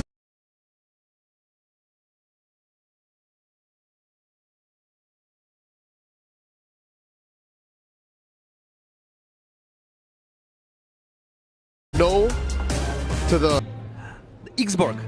I maybe would say like SRG OG, but for now, Onyx Philippines. Well, either way, right now is match point for SRG OG. Can Onyx Philippines extend the series? Thank you very much, gentlemen, Leo, as well as Destroyer. And right now for game number 4, Brigida and Mirko. Thank you so much, and we are at match point for SRG OG, 1 win away before they get a chance to head into the grand finals once more. We'll see how it goes as they decide to lock in the joy for their last pick, even up against this kind of lineup. But the question lies too in, could Onyx PH pull off a successful Fredrin utility draft as well in this kind of situation? Do you feel like it could still be a comfortable game for King Kong despite the presence of the Selena, despite the presence of the Gato Kacha and all that? That's a great question, Brig, and it really comes down to the players to answer it, because at this point, the thought of glory, once again reliving the glory from the past of MSC 2024 lingers over SRG, as Onyx Philippines are the one placed in a tough spot. Yes, the blue side has had a 100% win rate, so by statistics, Onyx Philippines, they've gotten themselves a pretty good chance, but it's SRG in Riyadh. That's like home turf. They just look like they're so much in shape right now, even in terms of the way they're able to outpace Onyx PH overall, even though we've known Onyx PH to be one of the teams who have been always that consistent team when it comes to the patterns, when it comes to the rotations, and they, yes, forced out a flicker out of Innocent, but that's all that matters right now, literally keeping him safe and in the game up against Kellera, who's been managing the lane pretty well. But looking at the emblems real quick, okay, that's Stormy does seem like he does want to keep the pace going for Sekai's, and they just want to be the ones first to rotate out, and that's what they plan to do as they get control over the river for a majority of the part of this game. And that's something that does sound very achievable for them, considering that they're on the Gatot Selena. Oh, but wait. Yeah, Kellera, he looks mad. Yeah, after what SRG did to them last game after the Bruno strong side pick. Yep. Definitely is bad. Is able to win out the lane. No flicker as well on Innocent. So that's going to be a big problem later on. Stormy with the flicker out already. Doesn't land the Abyssal Arrow, and King Kong's able to get the damage done. Turtle, definitely prio for Onyx. Yep. They're paying so much attention to Phobius, which I feel is another question we have to look at later on. How are they going to make use of this hero? But here comes the fight. Cram with Dark Wave in the back line with a flicker as well. Now pops into vengeance. It's King Kong with a win in the retreat battle. First blood to Onyx Philippines. And it's a big bonk to Cram. Kirk gets the kill. 2-0 to start the game. An invade. And the Turtle, they've gotten everything. And Stormy, not even given the chance to recall. That's probably the first answer we're getting in this game. There might be some bit of struggle for Cram. He did flicker in, decided to go for the Dark Wave, surprise Onyx PH, but they were ready. Even Kelra made it to the fight, interestingly, even without the SOD landing. So it was literally Onyx PH just deciding to brute force their way through that fight, and I feel like that in essence is what they could be capable of considering the kind of lineup they have. This is a Fredrin and the Baksha. So you have enough tankiness to deal with everything and mobility in terms of the Valentina too. Oh, but Kelra! What a read by Yums. Just holding that bush, and it's another kill in the bottom lane to SRG. That's what you get when you don't go for Purify up against a comp with the Selena, right? Like, once you get Chain CC, there's absolutely no way you get out of the Abyssal Arrow. Brusco's doing a pretty good job at stopping the way from crashing into the turret, but it will end up hitting. I think it should still be Kelra making it in time. No. Oh, now he has to go use the SOD. Yeah. All right, so he gets it, does a little bit of damage to Innocent, but he loses a lot of gold, and Innocent is now in the lead. That's not to mention that he's already 101. He has a kill, he has an assist, and he did get a decent amount of energy shields down bottom. So if SRG get to allow Innocent to snowball again, then that's like one out of the many things that they get to take off their list in terms of how they're able to activate their entire lineup in this game. And so far, so much pressure has been placed on the gold lane. They're literally making things so much more difficult for Kelra to dominate the way he usually dominates his lane. And now he has to rely on the SOD in order for him to catch up and get a bit of assists here and there. But SRG OG are the ones holding the turtle right now. What is going to be the plan? Oh, there goes the AOG. Oh, but King Kong is still able to get the retribution down. Now as Brusco pops into point sounds, and Kirk does a lot of damage with the current call. SOD lands in the back line as well. Super Prince steals it like my beast. That's going to be Kelra in the midst of it all. What? Jumps in, flickers back, spear, and Misery pinning Cram down to get a kill. And again, it's Onyx Philippines who take the lead away from SRG and died from Prince. This could be a solo assassination. One more basic attack. Oh, Sky's able to escape the outplay as Kirk falls, trying to zone SRG away. Kelra, can he get this turret? That is going to be the turret falling, but Innocent is walking up with Rhapsody. Prince looking for the play as well. Good spear of Misery. Kelra dodging away and will be able to pick up the kill on Innocent, although it will be traded back through Skull. Shield, Unity, over to Stormy, who's able to dash, but Super Prince has stolen away the ult of the Selena. Dodges, no, gets hit by it. Stormy gets out. Even when Onyx PH were forced to split up, or I feel like they weren't even forced to split up. They decided themselves that they were going to split up and go after certain members of SRG OG all by themselves. And it's interesting to see that it still worked in the end for them. Super Prince did such a great job managing the members in the backlines, managing Sekai's even all by himself on this Joy. Fortunately, just lacked a single more basic attack to take him down. But even other than that, in the previous fight which happened in the Turtle Pit, Onyx PH, with the amount of crowd control sustained that they have, were effective enough to isolate away a single member. And so even during that moment wherein we felt that Kelra might have just used the SOD in a not so good spot, was actually able to still survive, reposition, and also help in taking down that one isolated member that Onyx PH had. So they just have to keep this pace, they have to keep this sequence going, so they're able to make use and maximize their lineup more, because like Onyx PH essentially, maybe that's one of the strengths of their lineup. Like, they don't necessarily rely on each other too much, and they can do plenty of things even by themselves, even when no one's really paying attention to where the other members are. Again, yeah, so individual plays. Kirk has gotten hit by 2 of those missile arrows. Shield Unity with a taunt now, locking Cram down. It's going to be the Dark Raid, not landing. Kickoff still wins the retreat battle. He's fighting his own way. Yums caught in the bad spot. Now Kelra with the SOD, landing it and finding a way to enter the fight. That's a Spear of Misery to pin Cram down yet again. And Onyx Philippines are keeping the lives of Game 5 up and running. Yep, they're still staying in this game. They do not want to hand over the win just like that. They've done it twice. They've won against SRGOG twice, even way back in M6, and they do not want to get or allow that revenge to come in anytime soon. So we did mention the entire idea about individual plays and Onyx PH being good at that. But even when, or especially when, you let them play like this together and set up the tempo for themselves, it's also going to work well. Oh, Sekai's so close. Glitch from an angle. King Kong going to be cornered. The turret there by the Abyssal Arrow as well, but he's still able to survive somehow. Yums, though, won't be able to. Prince steals away. Selena all dashes towards the arrow and doesn't get hit. I mean, that's one of his signature heroes, so in a way he still gets to use it. I think that was a surprise in the draft 2 earlier, like he didn't, or they didn't necessarily prioritize the Selena. They saw the Selena and Prince was like, Coach, I want to play Selena. In any way I can. In any way, and why not? It's like, sure, here's the Valentina, you can now play Selena.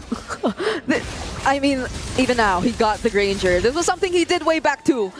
He got the Granger ult with the Valentina and used the Death Sonata. He got the Moskov ult in the previous game on the Valentina and just surprised everyone. So he's just capable of doing all these surprises on the Valentina, but oh wait, King Kong! Uh-oh, a taunt over to the back, now the Retribution as well, dodging it for the Dark Wave, getting another taunt of the Shield Unity, locks him down, and Kelra finds a killing spree. Holy Shield propped in up top. Prince again steals away the Death Sonata. 1-2, and we're gonna get a third shot? There you go. Yes, the answer is yes. Super Prince just doesn't fail to surprise and entertain us whenever he gets his hands on the Valentina. And so he has, what, how many options now? Because he hasn't even been getting the AOG.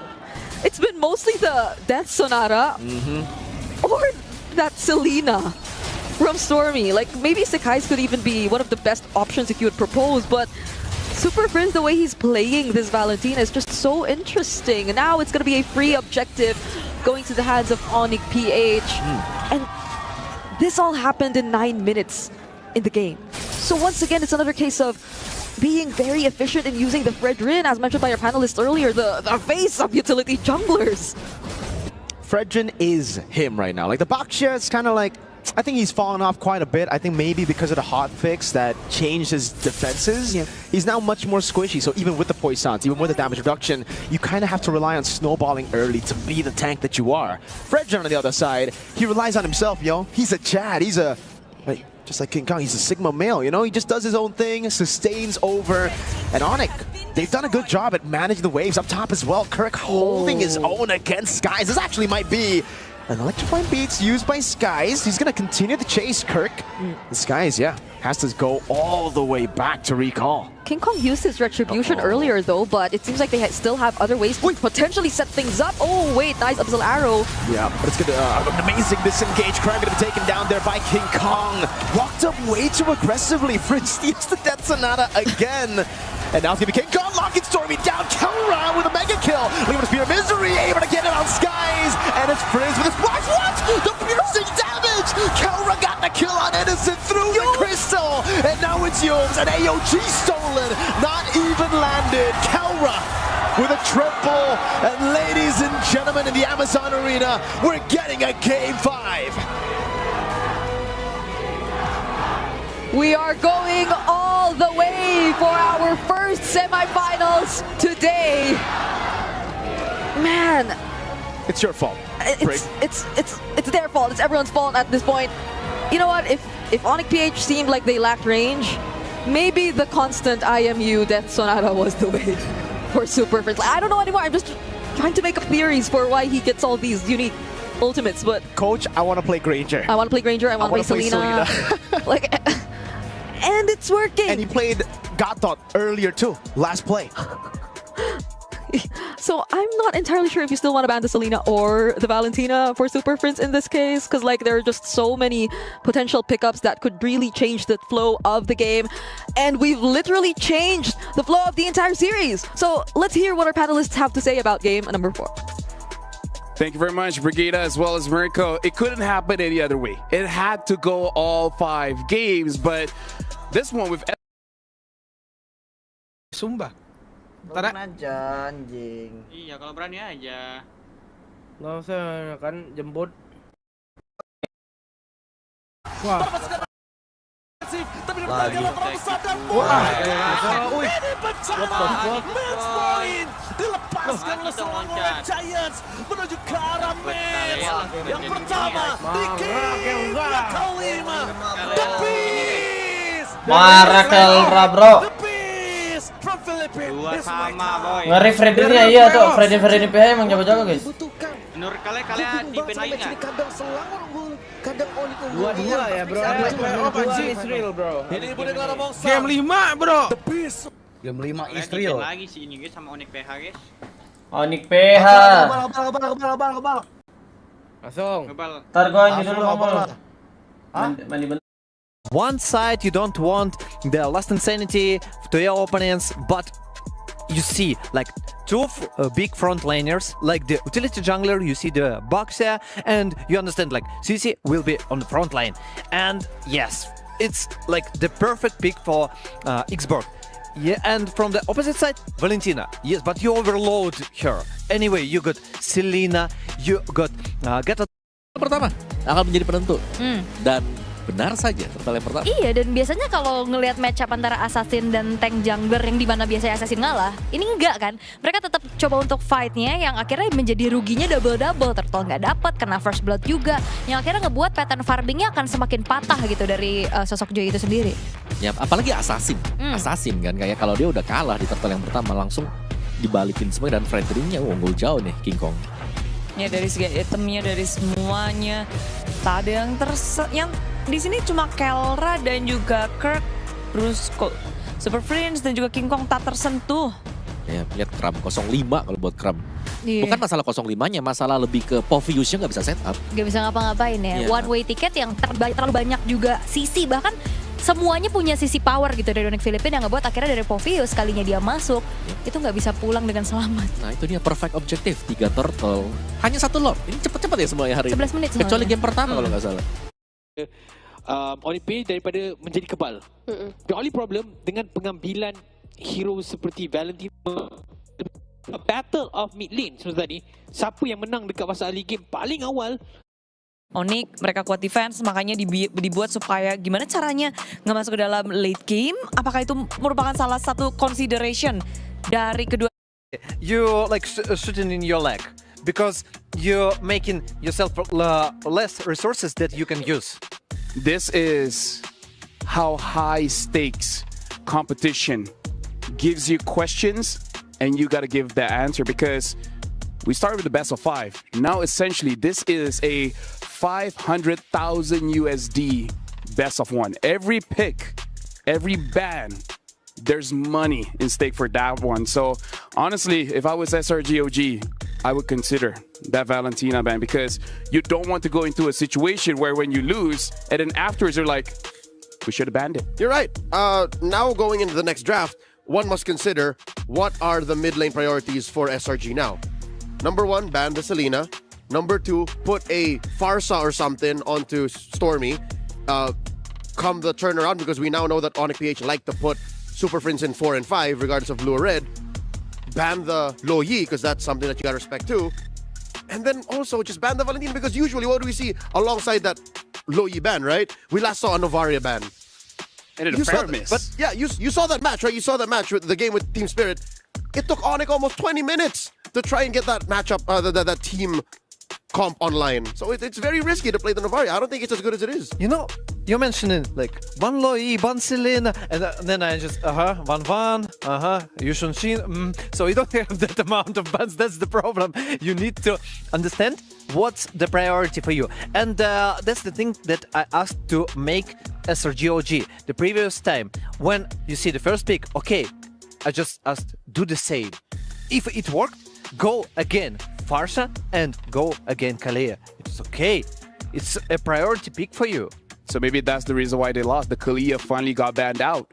So without the Kalia, now they're like, okay, we gotta go back. Fredrin and Farsha, yeah. Yeah.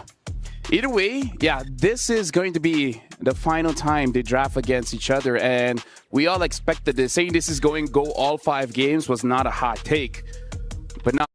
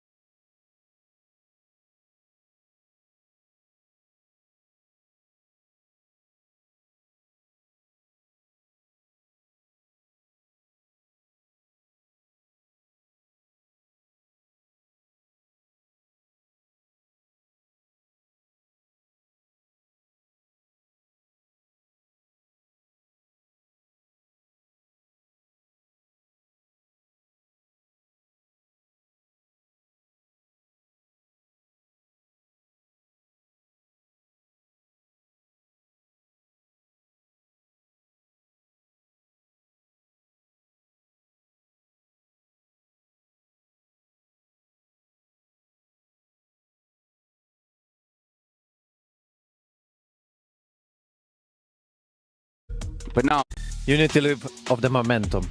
Right now, right here. It's the last time when you're cheering for your team. I speak with the audience, definitely. By the way, just saying, this is just the first semi-final match. We got another one after this. So for all the Onyx folks, there's one more Onyx you're going to be watching right after this. This is insane. Like, this feels like such a long series, and it's just the first one. But luckily, unlike the RRQ SRG match yesterday, these go quick. Like, if you lose, oh yeah, it's like a chess match. Like, all right, I made a mistake right here. Let's just wipe it. Let's do it again. Game 2. All right, let's do it again. Game 3. Let's do it again. Game 4. Might this be the outlier? Might Game 5 be the one that went as long as the Team Spirit matches go to 18, 19, 20, 30, touch the tip of 30. minutes. Could it be this? I hope so. I hope so, because, you know, the last game should be the most emotional. You need to express the feelings. You need to feel it. Like, all the emotions that was charging, and just blowing up. Destroyer sounds like these are demands. We're expecting too much of the game. I think we just need to make sure that the teams draft well enough so it's not a stomp. Yeah, it's really like the team's just edging the folks here. But yeah, going into the draft, I kind of feel like this is one of those points where, as a fan, for me, I'm not going to be questioning it. It's like, you know yourselves very well, you know the opponents very well. You went 5 games against them, well, 4 games against them. So whatever happens, happens, which is a good and a bad feeling, because at one point you're trusting the team, but at the same time you kind of feel powerless. No matter what happens, hearts break. No matter what happens, hearts break. We're just like about a minute away from the draft starting here. It's, I don't know. I have nothing to ask at this point. SRG's gonna go blue, right? It's gotta be. They should. SRG OG gonna go blue. Onyx gonna go red. And I'd like for at least this universal truth to remain a truth going into Game 5. Onyx is comfortable in red. What's been going on? Like, they've been making funky choices in the series so far. So hopefully they come back to their senses, time travel, restore settings to how they were in the peak of MPL Philippines Season 14, Season 15, and do good in red. I just want to wait and to see the draft, you know? I'm so excited. I feel like it's the moment of truth, because the 2 champions, they're facing each other, and it's 2-2, the decisive map. That's all on the line. Well, folks, I gotta say, for the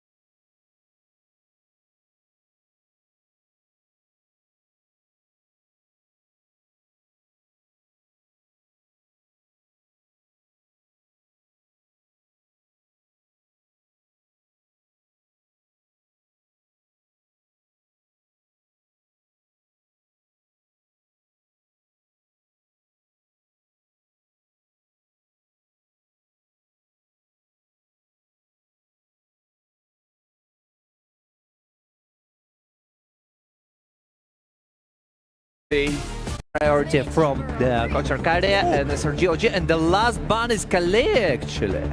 So again, that's what they did in game number 4, and it proved successful. So what does that leave SRG with now? Jushin. What's the opener? Or take away the CC again. Phobios? Less on the Phobias. I feel like Jushin is there. If they want to pick a Fred, maybe. But again, could be countered. I feel like the safest one is Jushin. Or CC. Or CC. That's the option, but maybe just lock in Granger. No, it's CC. If I hear it right. Yes, it's CC. So the other side can go... They could go Fred if they want. Granger, Fredrin. Yeah. Farsa. Farsa Fredrin. So we see like the compositions should be built around Fredrin, right? Or maybe you got any other options? I mean, like considering the junglers that are open now, Fred, Joy, as well as the Hayabusa. Unless either junglers has a Hayabusa in their pocket for game 5, we're going to be seeing early Fredrin. Yeah. They do. I'm pretty sure Sekais and King Kong aren't shy to play the Hayabusa. It's just, these are better right now. There's a Zushin showing face for what seems to be forever. And the Fred. We were talking about mid-trio prio. Fred and Jushin. It doesn't get more prio than that. Like, you can fight at any moment. This is a dangerous opening coming in from Onyx Philippines. You fight at level 2. You fight at level 2, exactly. Constant damage, a lot of sustain, and yes, it's a good pick.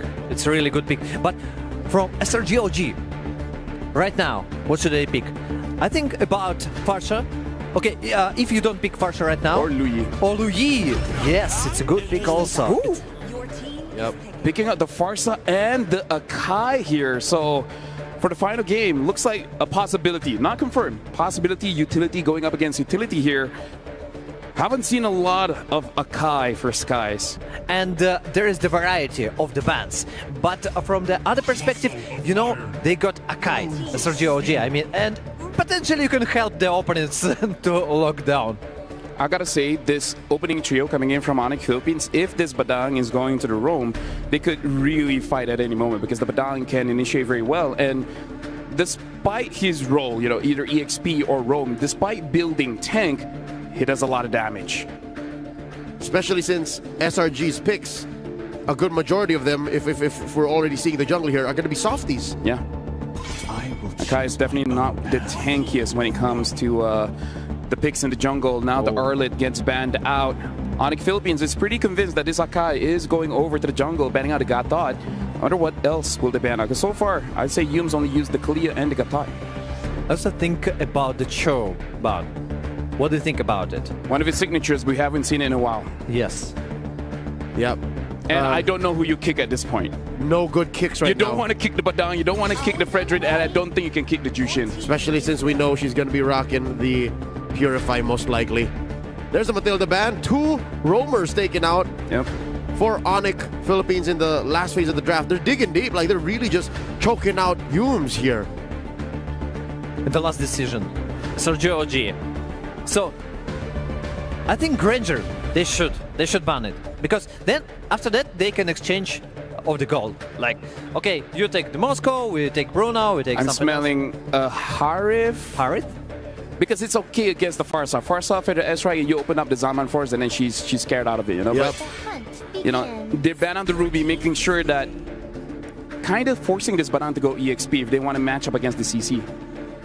They want to understand the clear initiation. Like, Badang, okay, but if Onyx Philippines got, for example, Ruby or Arlot plus Badang, you know, there is double opportunity for different kind of initiation. I'm impressed that neither team actually banned anything in the gold lane. They're really just opening it up for half-man, half-beast of the gold standard. Here's the Granger. We saw it coming, like it was definitely even one of those first pickables in red. Now what does Innocent get here? Go Bruno again. Is that the option? Just went out super early and then translates to a win? Yeah, no, you want something that has a early power spike or something that doesn't care. So even the... I just got one thing. Don't pick Moscow, please. it's just the question. Stats will tell you yes. But also I was going to say Harith. Harith's fine. Harith's fine. It's kind of good. I would have Claude here. Okay. There's the old pick for Yumes. Yep. Where have you been? One of the signatures, but again, not a lot of options. Like, he really has to show the mastery here to make it work. Onyx PH are locking and loading their purifies. It's gonna matter. And the last pick, Bruno. So Yep, it is that Bruno. They actually want to win early game. Yep. They want to push their opponents super hard.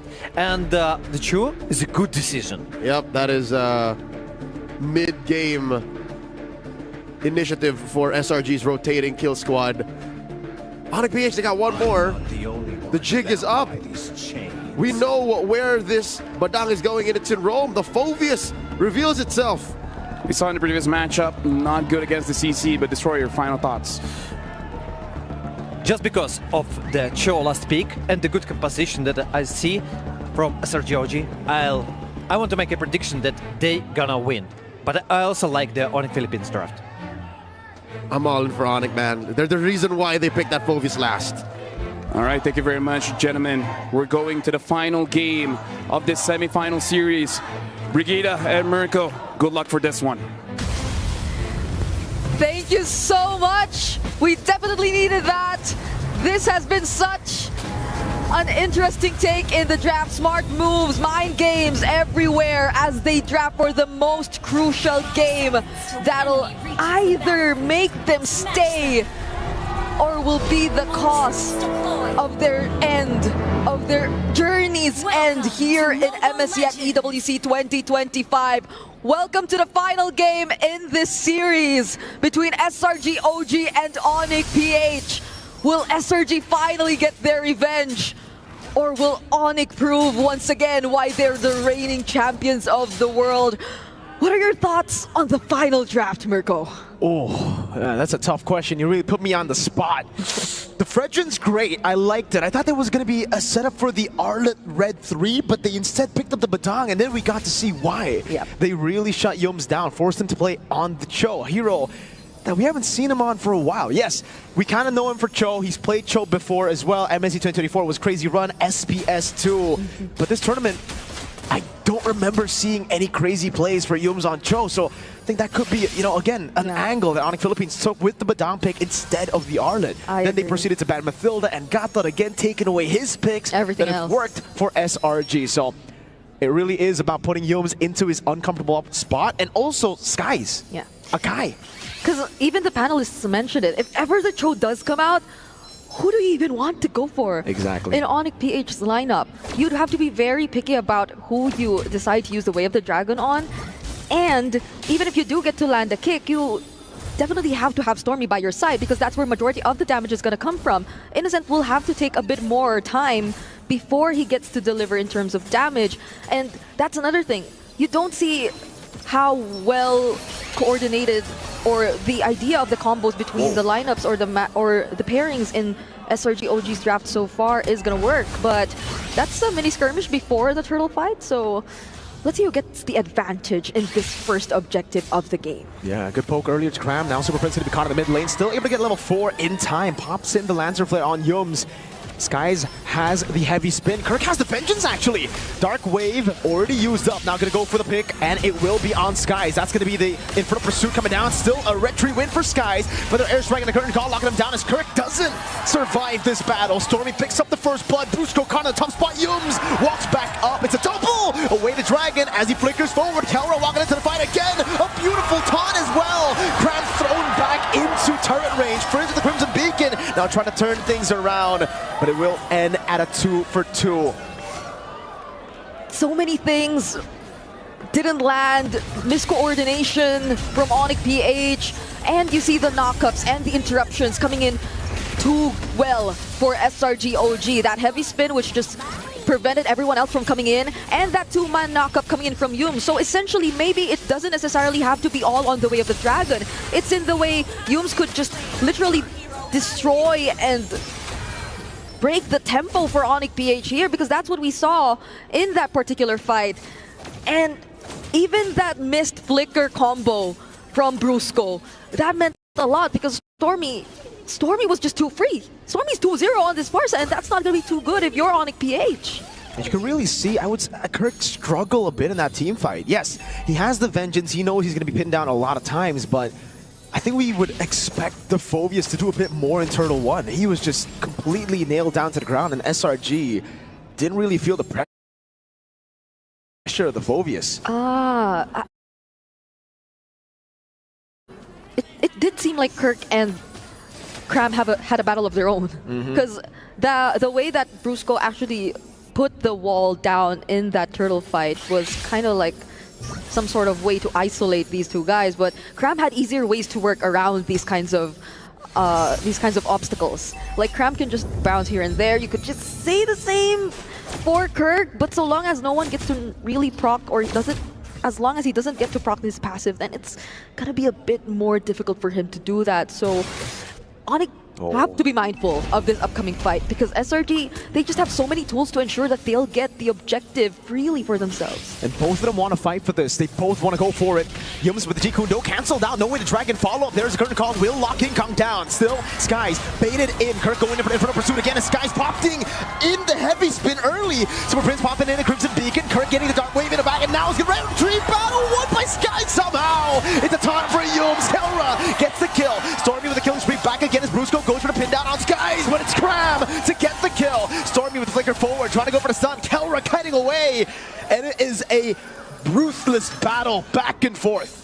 There wasn't even much damage from the Appraiser's Wrath just yet. SRG OG just stood right in front of it, but it's a good thing for Onyx PH that even Kelra was able to join in that fight. He's currently 2-0-1 on the Granger, but you could say the same for Innocent.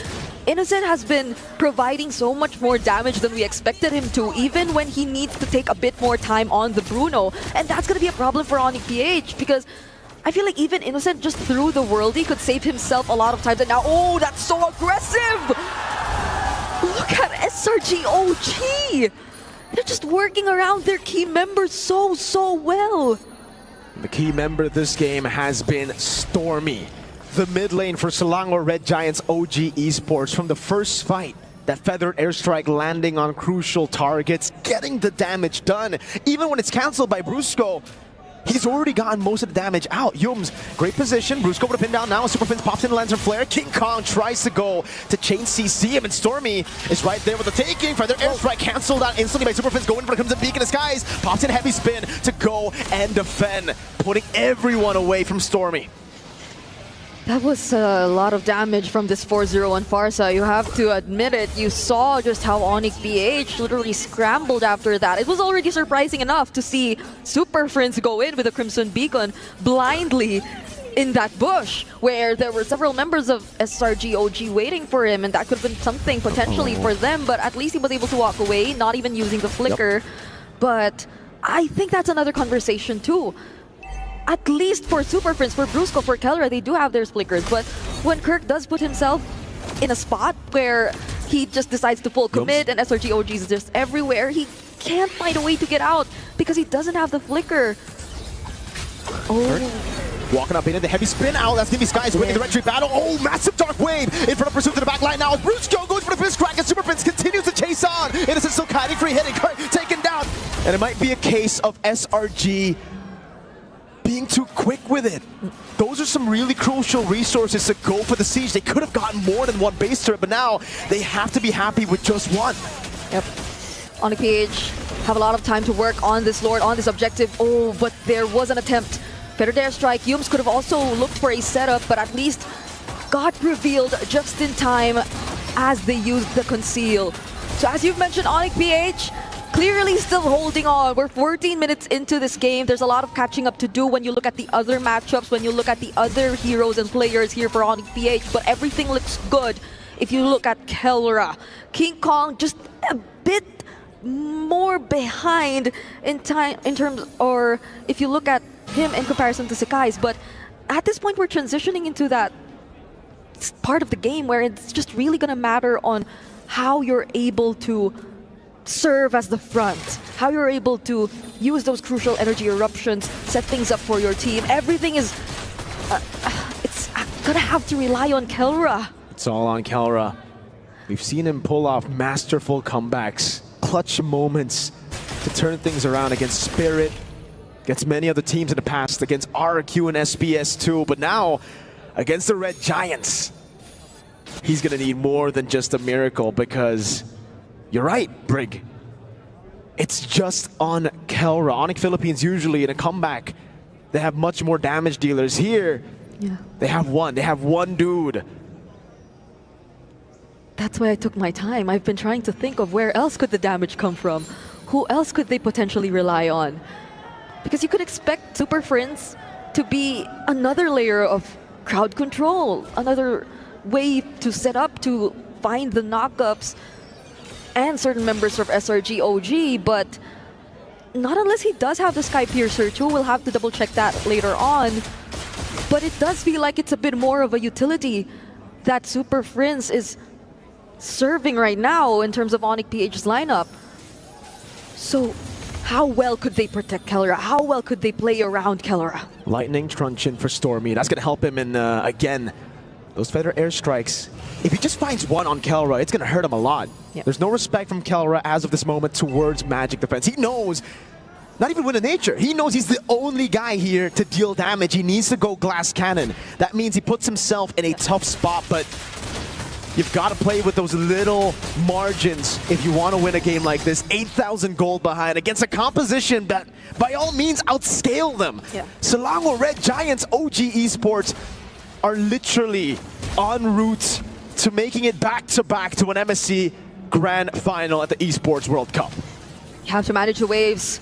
Onyx PH, they have so much to think about at this point in time. There's a wave up top, down bottom. And how do they enter this area? How do they make themselves seen in the Lord Pit? Ooh. That's a curtain call already committed by Cram though. So the wave up top. That's the thing. No conceal too. They've already baited it out now. SRG should be able to go and force this out. Super Friends caught in a tough spot. Yums already to Kundo, and now Kelra makes his way back. Let's see if they can save this game. It's giving the heavy spin stolen away. Sky's in the back line still. King Kong gonna be kicked by Yums with the way of the dragon. That gives him all the space necessary. Kelra in the back doing damage. It is very low. Kelra still going for it again. Immortality down. Kelra against Yums. Another immortality down. And now it is just Kelra left to defend against 5 members of the Selangor Red Giants OG Esports crew. Kelra with a flicker forward. Innocent dodging away. Selangor Red Giants OG Esports against all odds stop their way to making it back to the MSC and Esports World Cup Grand Finals.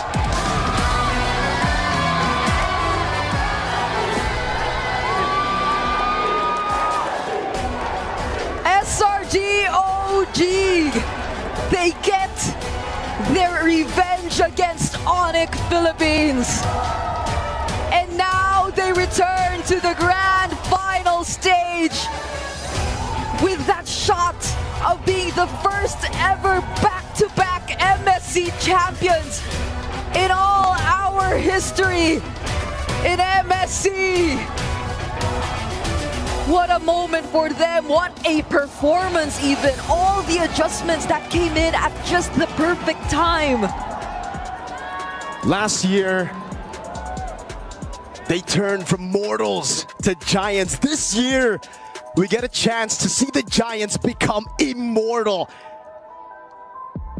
And it comes through beating one of the scariest teams we've ever seen in MLBB, Onyx Philippines, who've just been reigning, dominating throughout the year, finally look vulnerable in the hands of Selangor Red Giants OG Esports. They have indeed improved. People have indeed adjusted. Things are way different than they were back in M6. Back when Onyx PH were with their winning ways. And my, oh my, did they bring us all the way. This was a game 5 that they delivered to us for the semi-finals, and I feel like we were all in for a treat, but unfortunately Onyx PH, despite everyone with their expectations, will now have to bow out of this tournament. And SRG OG will be the only remaining team from the left side of our knockouts bracket. We're just awaiting whoever they will be going up against between the winners of our upcoming match. But this is what whoever will be winning from that side will have to prepare for. Now, I know we're all looking forward to hear what our winners have to say. So let's throw it over to the stage with our hosts to hear the winner's interview. And there you guys have it, ladies and gentlemen. This is officially your first grand finalist for MSC 2025. It is none other than Selangor Red Giants OG Esports. And beside me right now, we have Sakais. First of all, Adit, that was an incredible 5-game full series. How are you feeling right now? I'm feeling so happy and feel like so amazed with our performance, because here's the thing, the people keep saying that I'm like not like last MSC, like I'm dropping, my performance is not good, but here's the proof, I'm the grand finalist. There you go. This is his proof. This is his statement match. He is in the grand finals. And that is your statement to all the haters out there.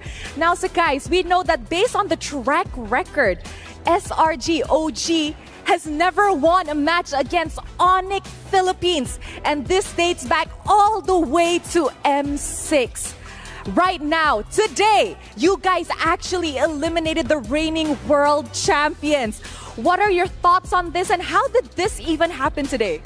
I think we just really hungry to get revenge against them, because we lost against them 2 times in international, and we really won this win, and we got the best revenge ever. Best revenge ever indeed from the side of SRG OG. Now, Ade, I usually realize that you're wearing glasses back at home in MPL MY and in tournaments. But over the past few days at MSC, I realized you're not even wearing glasses. What's that all about? Actually, I still wearing, but outside of I'm playing, because when I'm training, I didn't use the sunglasses because I feel I cannot used to it, and I think I feel better play without sunglasses. Yeah. Okay, now Ade, tomorrow you guys will face either Kyrie or Carl TZ. Now, in the MLBB ecosystem, everybody has been saying that these two are the king of the jungle, and I'm pretty sure the audience here all agree. But now that you're in the grand finals 2 times back to back in technically just 1 year, do you think you're in the leaderboard now for the king of the jungle? Like I said, I don't want to admit, but let's people say it. If they think so, yeah, it is. Let the people say it. What do you think it will take for you to be considered the king of the jungle? If champion, maybe, yeah. If champion, maybe. Okay, final question. Between Onyx Indonesia and Team Liquid Philippines, who do you think you will be meeting in the grand finals tomorrow? It's kind of hard to guess because both of them is really good. And my opinion, I think Liquid PH will make it because they're good there. And I really want to face them once again and try to get my second revenge. Ooh, in potentially another revenge matchup tomorrow at the grand finals. Will Sakais be able to meet the GOAT, Carl TZ? There's only one way to find out. However, before we find out the second grand finalist, it is time to throw it back to the panel to break down what happened in this insane series. Throwing it back to you guys. Thank you very much, Rose, as well as Skies. Despite all the hate, all the criticism, everyone doubting Skies over and over and over again, this young man once again proved that he can go all the way to the grand final. So congratulations to SRG OG Esports being the first grand finalist. And with that win, they just eliminated 2 possibilities. The first is the all Philippine grand finals, and also all Onyx grand finals. And they said, hey, there's a chance that Liquid could make it through. But after this matchup, I don't even know how to predict this one, Leo. SRG OG undid Kid Bomba's timeline shenanigans. You know, the main thing that I want to mention, still, first of all, Onyx not eliminated, they will go to for the third place match. There yes? could still be an Onyx in the third. Yeah, it could be yeah, Onyx that's- yeah. that's Is that what you're the saying? Is that what you're saying? Yes, that's exactly what I was forced to say. But so, actually, I want to mention how confident SRGOG and what a good performance they showed us, and they want another revenge. You heard, guys, right? I mean, like, I kind of feel like for SRGOG, there's a lot of ways for them to really get on their top condition. Number one being Riyadh, so that's numero uno. Something about it, man. Something about Riyadh just makes Selangor Giants feel very good. The other one, it has to have emotions in that one. I kind of feel like if they're going up against someone that they don't have any history with, they're like, you know? Yep, doesn't unlock the best in them. And I think all the doubts, all the haters, all the animosity, it fuels them. It motivates them. Is that not what you want in not just your favorite team, your favorite players, but in an esport? You want some adversity. You want stories to be told wherein the protagonists, whether you look at it one way or the other, overcome what challenges them. I think Riyadh challenges them, you know, because you mentioned like every time in Riyadh there's something around here in Saudi Arabia, and the most interesting thing that even their home, like when they perform during M6 in Kuala Lumpur, it doesn't support them that much like the audience here. Actually, I kind of feel like more support kind of hurts them. But either ways, right now, we got to look at the heat map here for Sakai's to really see the movements of this young man, the guy in the jungle, to see how he rotates around the map. The Sky Prince coming through and reviving the Akai, one of the few heroes that actually stepped up to Fredrin in his prime. The way he played it reminds us exactly why in the late 2022, that season, going into 2023, it's this duo in the utility jungle matchup that ran the show. He did, yes, get a lot of kills on Brusco and a couple of kills on Kelra and Kirk, but really what he was doing was something you cannot see here in these numbers, in these stats, is he was single-handedly forcing Onyx to respond. And here's the thing, not only are we looking at his heat map, he is also our Sony match MVP, really pulling SRGOG into this game with the perfect game on the Sakai 4-0-12, winning those objectives as well. I gotta say, Sakai's like, yeah, if people motivate him by saying he's not good enough, I guess that's the thing about esports. Everyone keeps telling you you're not good enough. A lot of efforts. And yeah, you know, also, we see the highlights and the moments when the Sakai's played Joy. That was also amazing. That was such a good performance. And the last game, I totally agree with you, Leo. He just revived Akai. He's, you know, Akai and Sakai's, it's the kind of equal words right now. Which is weird because Fredrin's like a cool, sexy dude, and then you got defeated by the cute little panda. But this panda is deadly. But he's also pretty good on the Joy. So what can this kid not do? I'll tell you now, what he can't do is be in the bottom of the top earners in all of MLBB Esports. Because of this win alone, plus consider his MVP earnings from last year's MSC, I think, Destroyer, you did the math. Yeah, yeah. SRGOG is up there now. They are like over everyone. And actually, second time, there's a question. You win MSC 2024. If they win MSC 2024, just imagine about that amount of money, about that prize pool. I mean, at this point, you don't even have to imagine. At minimum, through MSC alone, they already won 1.5 million. Because now, being in the grand finals, even if you lose that one, that's already 500,000. Of course, knowing all the players, no one won second place. Because second place hurts more than last place. That means you're the first loser. You're the first loser. That's right. That is very, very painful. But again, just to remind everyone, just like the story said, Onyx Philippines, they are not eliminated just yet. They're going to be playing for third and fourth place for tomorrow. So I believe, even though this is the bad thing. Yes, you lost, but you don't have time to relax. You have to watch TLPH against Onyx ID. You got to study that one because you still have to fight tomorrow. And isn't that bittersweet? Number one, you're forced to work and still maintain a modicum of professionalism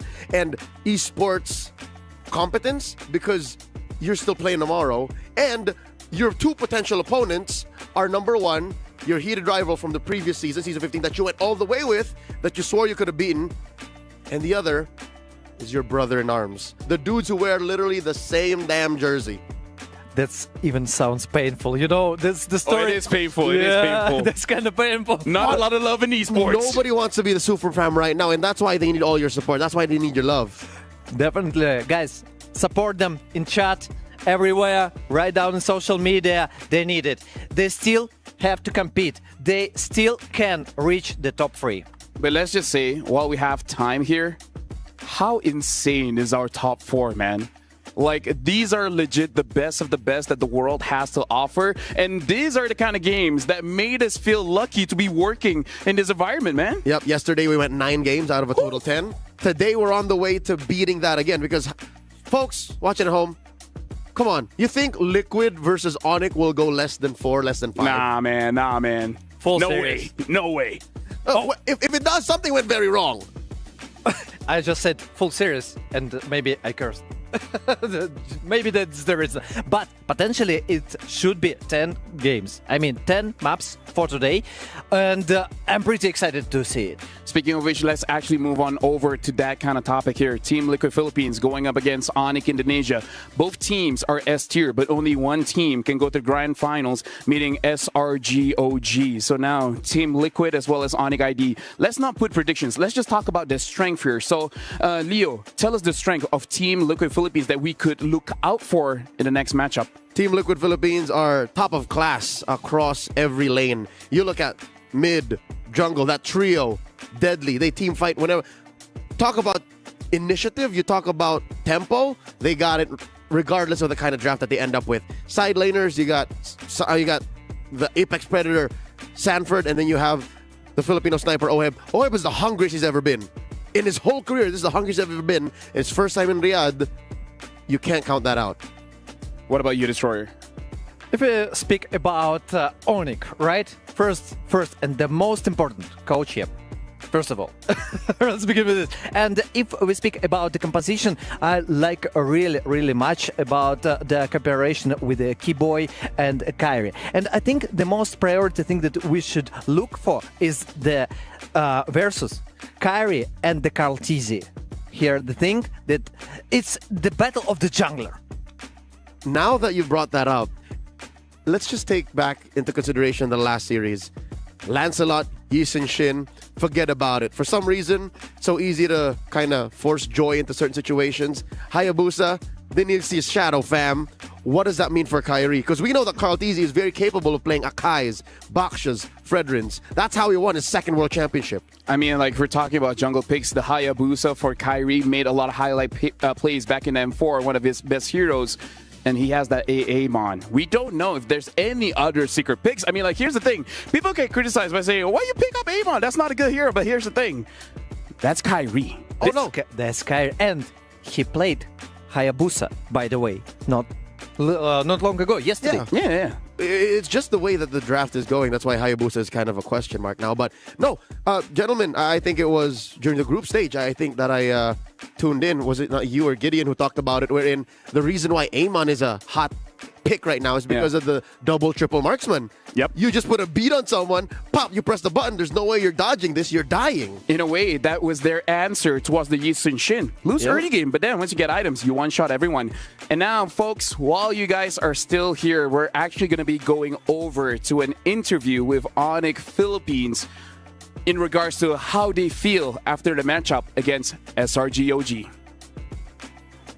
Here we are now backstage with Kelra after that loss against SRG. Now, Kelra, that was your first loss in history against SRG. How was the Super Family taking it? We need to improve our, I think, chemistry and also our decision making because SRG is better than to us in terms of decision making and also his chemistry because they already 3 seasons, I think, build a lineup. So they were just stronger in terms of chemistry and decision making. But how are you guys doing? Like emotionally, are you okay? I mean, you seem to be all smiles, but what's going on behind the scenes? Actually, I'm not sad. I'm just thinking about some of my mistakes, and also I look moving forward and for our match tomorrow. Okay, looking for your match tomorrow, the third place match, right? Yes, we need to focus on that. Okay. So this is also the first time that you lost to Innocent. Is there something that you want to say to Innocent, maybe? To Innocent, you're very strong and keep improving, keep strong, and good luck to your match. Very wholesome coming in from Calera. Is there a certain hurdle that maybe Onyx PH is going through? Maybe coming to the group stages as well. We saw very ups and downs journey for Onyx PH. Is this recurring up until this point that hasn't been fixed? For me, I think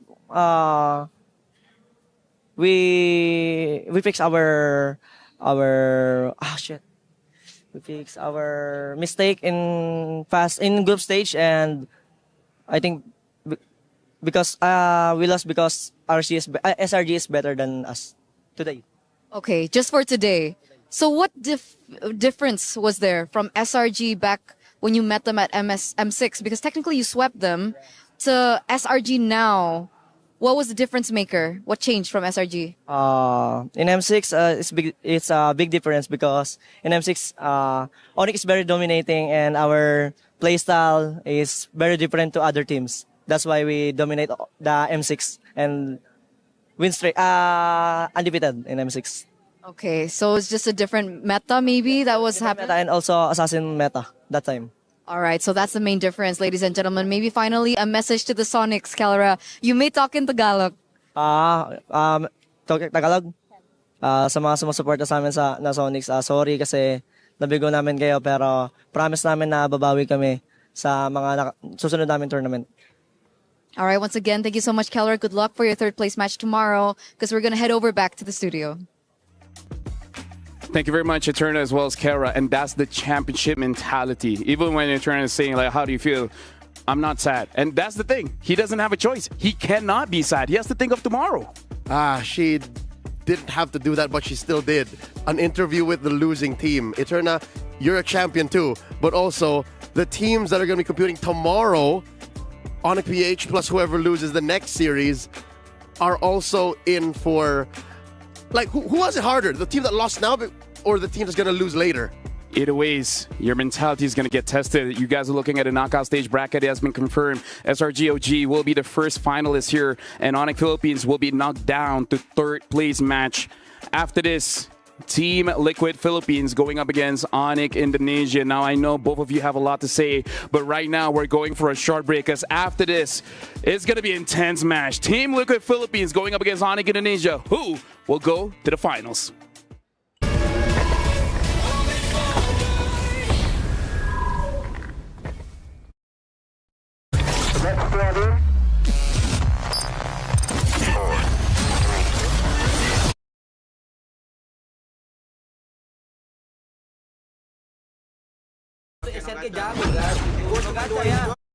Ngerol dapat kimi.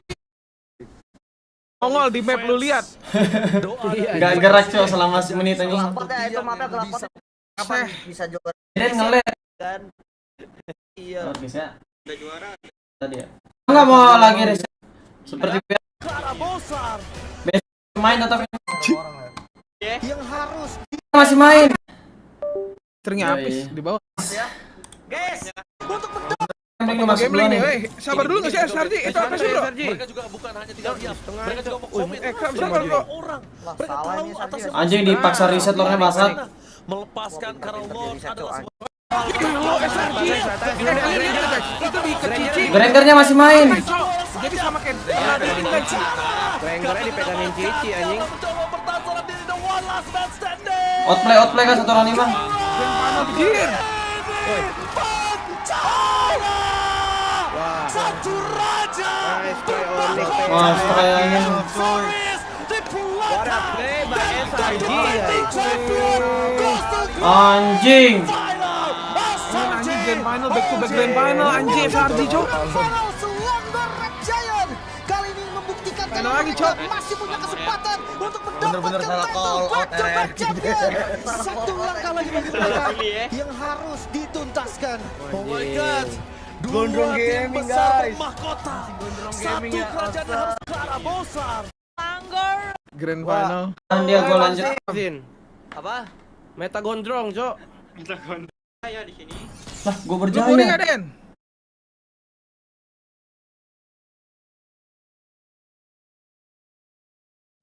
Chicken.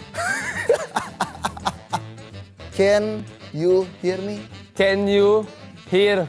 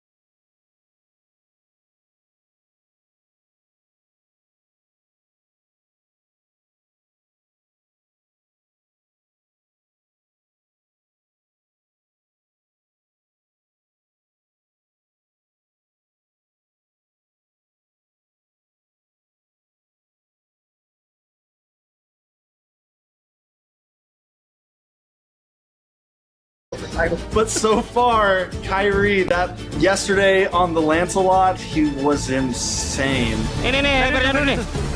Kait. Kalian masih dulu tiga guys. Masih kuat nih. MM guys. Tapi. Wow.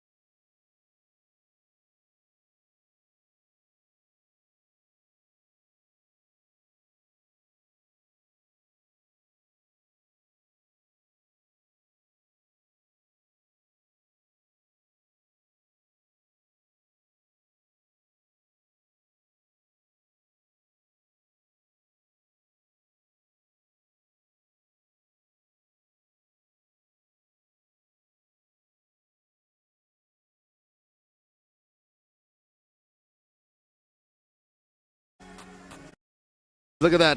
He's all aura. That's Yeb. And this is Onyx. Onyx have a chip on their shoulder. I'll tell you now, their fallen brothers are waiting in the battle for third. And you know what? Maybe their situation is worse. They have all the pressure now. Well, we got to see the Yeb effect. Taking a team that's pretty much last all the way to become champions. We got to see how that really affects for this one. So we're going to talk about Onyx ID first. We got Lupi, Kyrie, Sans, Keyboy, as well as Savero. And now we heard Carl Tizzy saying every single lane TL has won this one, but this is a pretty stacked roster coming in from Onyx ID. This is one of the best times that we can try to argue against Carl because we're not showing any accolades. Because if you're talking about accolades, Carl is right. Literally, on paper, his team is so much better than Onyx, but Onyx has potential. Onyx has the Indo play style behind them. They can out-mechanic and out-fight Liquid if the situation is right. And that starts in the draft. That starts with, again, Raja Yeba. That starts with Coach Adi.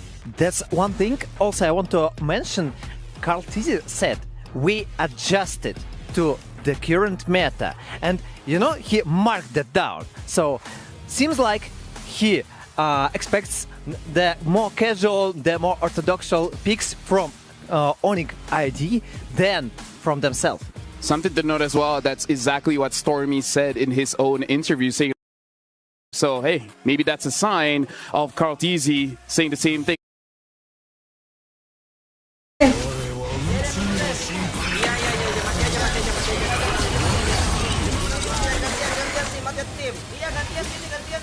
Ada rasa bajir. Goler. Dut, nggak ada Dut.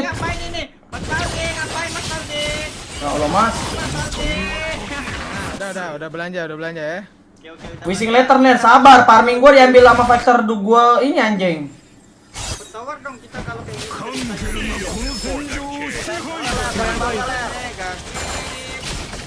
Aman. Clear kan? Kelas. Iya, tembak terus. Maksudnya kalau semua first pick menang, maksudnya kita ada 5-5 game. Tapi kita akan melihat interview terlebih dahulu. Tadi kita dah melihat Carl Tizzy, siapakah pemain daripada Onyx ID. Jadi bersama dengan Ertina sekarang juga. We're here with Keyboy backstage here before their match up against TLPH. Now, Kyrie mentioned that they wanted a rematch from what happened in the group stages, and now you're going to be able to finally have it. So could you talk to us about the challenges maybe against TLPH in the group stages? Yeah, for me now I want to revenge back them because before Sanji say they want to revenge and they get it, and now we are ready to get the revenge again. Okay, so you want to take it back for you guys. What was the main obstacle? What happened? Challenge maybe in the group stages against TLPH. How did you lose 2-1? I think we just make some mistake, and then the TLPH so good to like use the mistake, and then they are so good to find the solution, something like that. Yeah. So have those mistakes been fixed today? Oh, for sure, yes. For sure, yes. Very confident. Because in that match, we saw tidbits of the signature TLPH stampede. Now, do you think that that will be a problem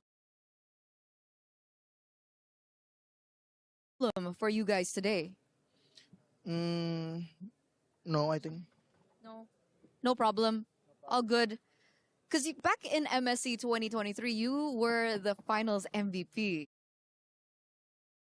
So if we had to rate your performance from Keyboy then to Keyboy now, how do you think your performance is right now? On the way to my prime. And then more better later. Yeah, slowly. Slowly going back to prime, slowly getting better. Because we're waiting for the Keyboy moments. Where is it? Is it going to come today? Let's see. Let's see. I want to know, this will be the first time in history that we will see a team finally pick up 3 MSC titles. What would that win mean for you? For me, I think I just get, if I win, just get 2. But yeah, for Onyx, yeah, we are so happy if we get 3 MSC, and then later we need to take the M7. Yeah. Okay, so you want it, right? All. Okay, so Keyboy wants it. He's feeling it. He's looking very confident as well. So we'll see exactly how this all unravels as we throw it over back to the studio. Kaltizi dah interview, Keyboy dah interview. Lepas ni kita akan terus masuk ke bahagian drafting untuk kita melihat apakah yang bakal dilakukan. Saya tak sabar nak tengok macam mana mereka melakukan drafting. Tetapi kita nak melihat kedua-dua pasukan untuk naik ke atas pentas. Ayo kita silakan Rose dan juga Milosh di Amazon. Winners. Hey Milosh, that first match, I'm pretty sure both Malaysians and the Filipinos were at the edge of their seat. It was such a back-to-back full best-of-5 series, and I'm pretty sure that is the perfect way to start our semi-finals for today. Absolutely was. Even backstage, we're all on the edge. Some people were screaming out loud the whole time because they couldn't believe how close that match was. And if anything, it just means that the stakes are ever higher because you get eliminated here. It's the Esports World Cup. It's MSC and your key that represents your hopes, your dreams, and your team's ability to participate at MSC 25 get crushed right on stage. And now we've gotten one team in that grand final, and we still have one more to figure out. It's a big story, right? Kyrie, Kaltizi, what happens? Who's the best in the jungle? What happens through that in our second semi-rose? It has always been a continuous debate. Who is the king of the jungle? Is it Kyrie from Onyx Indonesia? Is it Carl Tizi from Team Liquid? And of course, there's only one way to settle this once and for all, and it is going to be in our semi-finals match. I'm hearing a little bit of chants, a little bit of cheers. So before we introduce our teams to you for second and final semi-final, I just have to ask you, are you ready? I think they can do better. Are you ready? There we go. I'm hearing a lot of cheers from both the Sonics and the Cavalries. You know what? It is going to be amazing. So Milosh, who is the first team up on stage? Oh, you know it is. Let's bring them up. It's the one, the only, the Cavalry, Team Liquid! They galloped into MSC 25 as one of the favorites and trotted over their group stage opponents and Aurora Gaming 2 days ago. The MPL champions have gathered many accolades over the years, but Carl TZ is still missing the one, the only, the MSC trophy to fill his cabinet. That glass ceiling of MSC Top 4 is just begging to be broken. That's Team Liquid. And of course, going up against them, the Sky Kings. It is none other than Indonesia's finest. Ladies and gentlemen, give it up for Onyx Indonesia! Onyx Indonesia is hunting for their third MSC title after winning it all in 2019 and 2023. While Kyrie places Carl TZ as his king of the jungle, he hopes to claim that title as his own. This is the clash between the tournament's top two favorites. One of them continues their MSC fairy tale, and one of them gets their dreams and hopes crushed. It's brutal, but that's just the nature of competition. So please, Onyx, please, Team Liquid, you may place your keys and take your seats, because I have a feeling that this game is going to be one for the history books. There's already so much history between these two teams and players over the years. Yes, indeed. And obviously, the winner will be heading on to the grand finals tomorrow, and the losing team will be meeting Onyx Philippines in our third placer match tomorrow. So who will be meeting Onyx Philippines, and who will be meeting SRG OG Esports? Because of that, there's only one way to find out. It's time to encounter the unknown.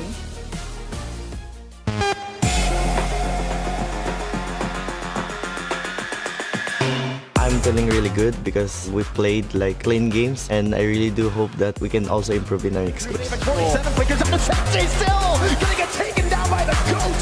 Carl TZ with a double. Tienzi falling to Oheb.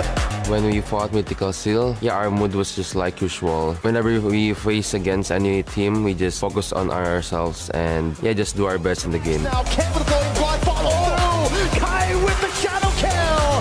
It's a double for Kai. Oh my god! Kyrie Hayabusa. Well, I think Onyx ID's playstyle is similar with Onyx PH because their trio mid is really flashy, so we need to watch out for them. I think TLPH playstyle is aggressive and they also don't like to make mistakes. But for Onyx, I think our strength is also our aggressiveness. SOD gonna be thrown in, Kimoy! Jump to the back and a combo! Look, he gets a dark wave, they collapse off of a Kimoy engage, and even with the Bravest Fighter, Onyx take a big team fight win.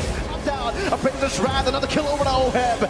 It's a double. Siggy Boo with a heavy crossbow will just fall again. Oheb with a triple, looking for the Maniac, rolls up the Flinker out to base, now it's a full ton over. Deny the Savage. Well, for me personally, I really do think that we need to outdraft them. The deciding factor is gonna be all about mental. Whoever's mental stronger, that they will win. Well, for me, to Onyx Indonesia, my only message is give this MSC to us. But I have one message for Kyrie: be ready to lose. My message to Team Liquid is there's only gonna be one team that goes to the finals, and it's gonna be Onyx Indonesia. What is up with today? Today is full of story. Today is full of emotions. Today is full of revenge.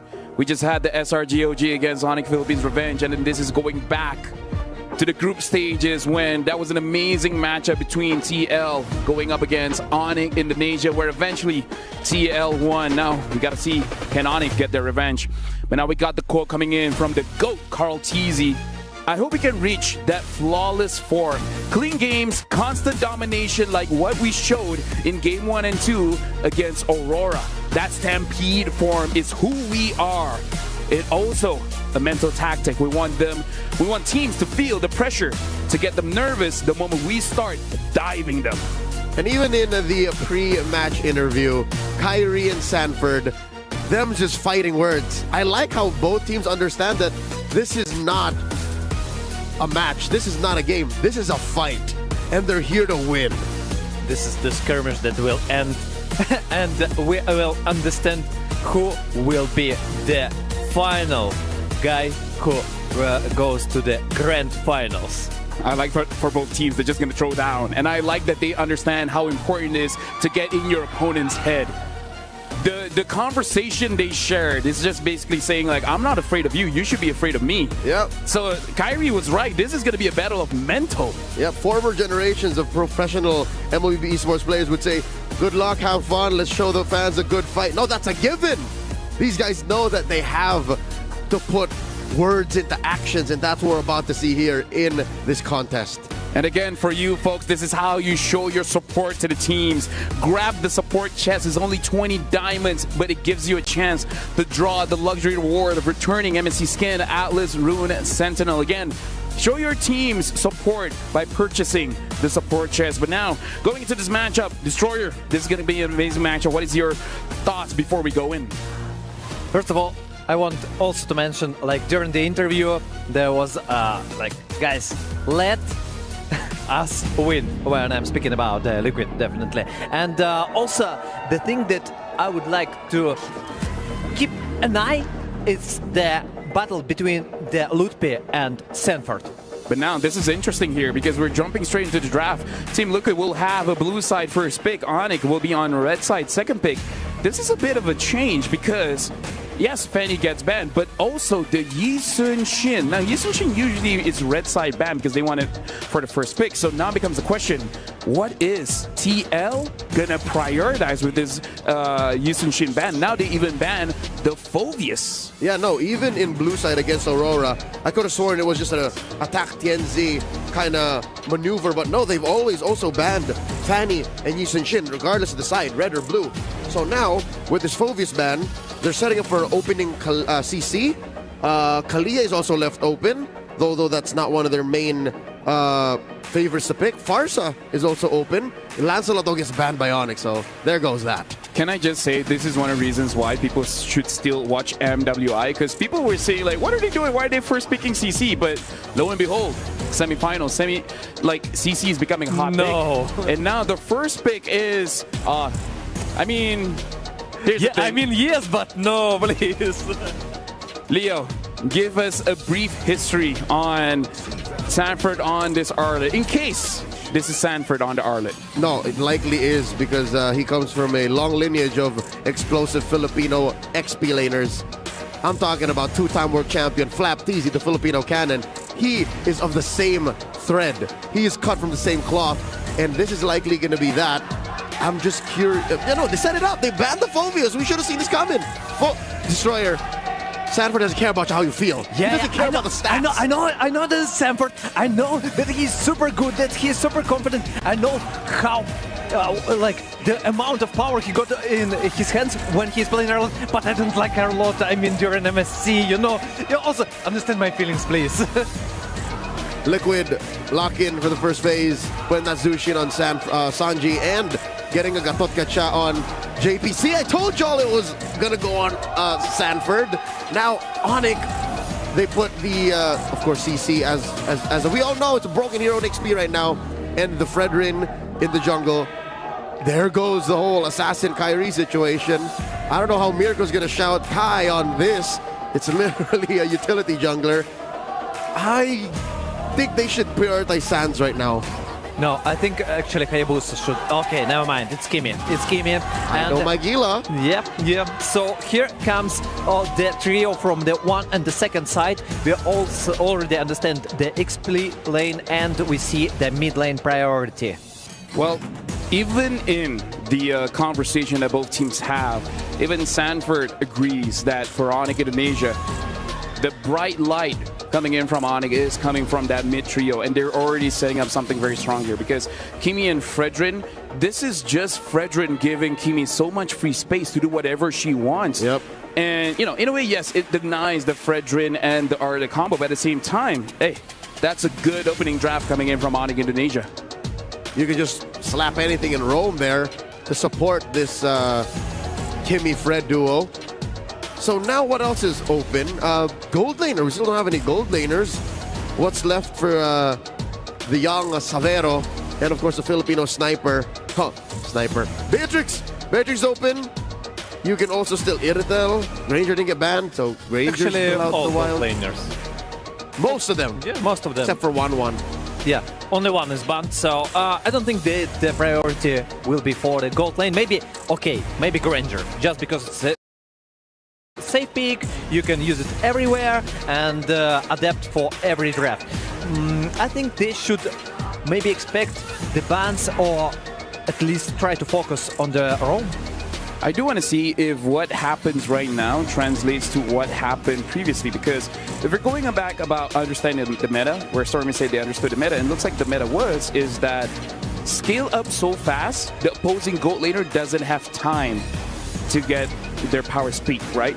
So maybe we're just going to see that trend start here as well. Like, move the game so fast that neither gold laners can be that impactful. So Sans should pray since... No, it's already Kimi. Yeah.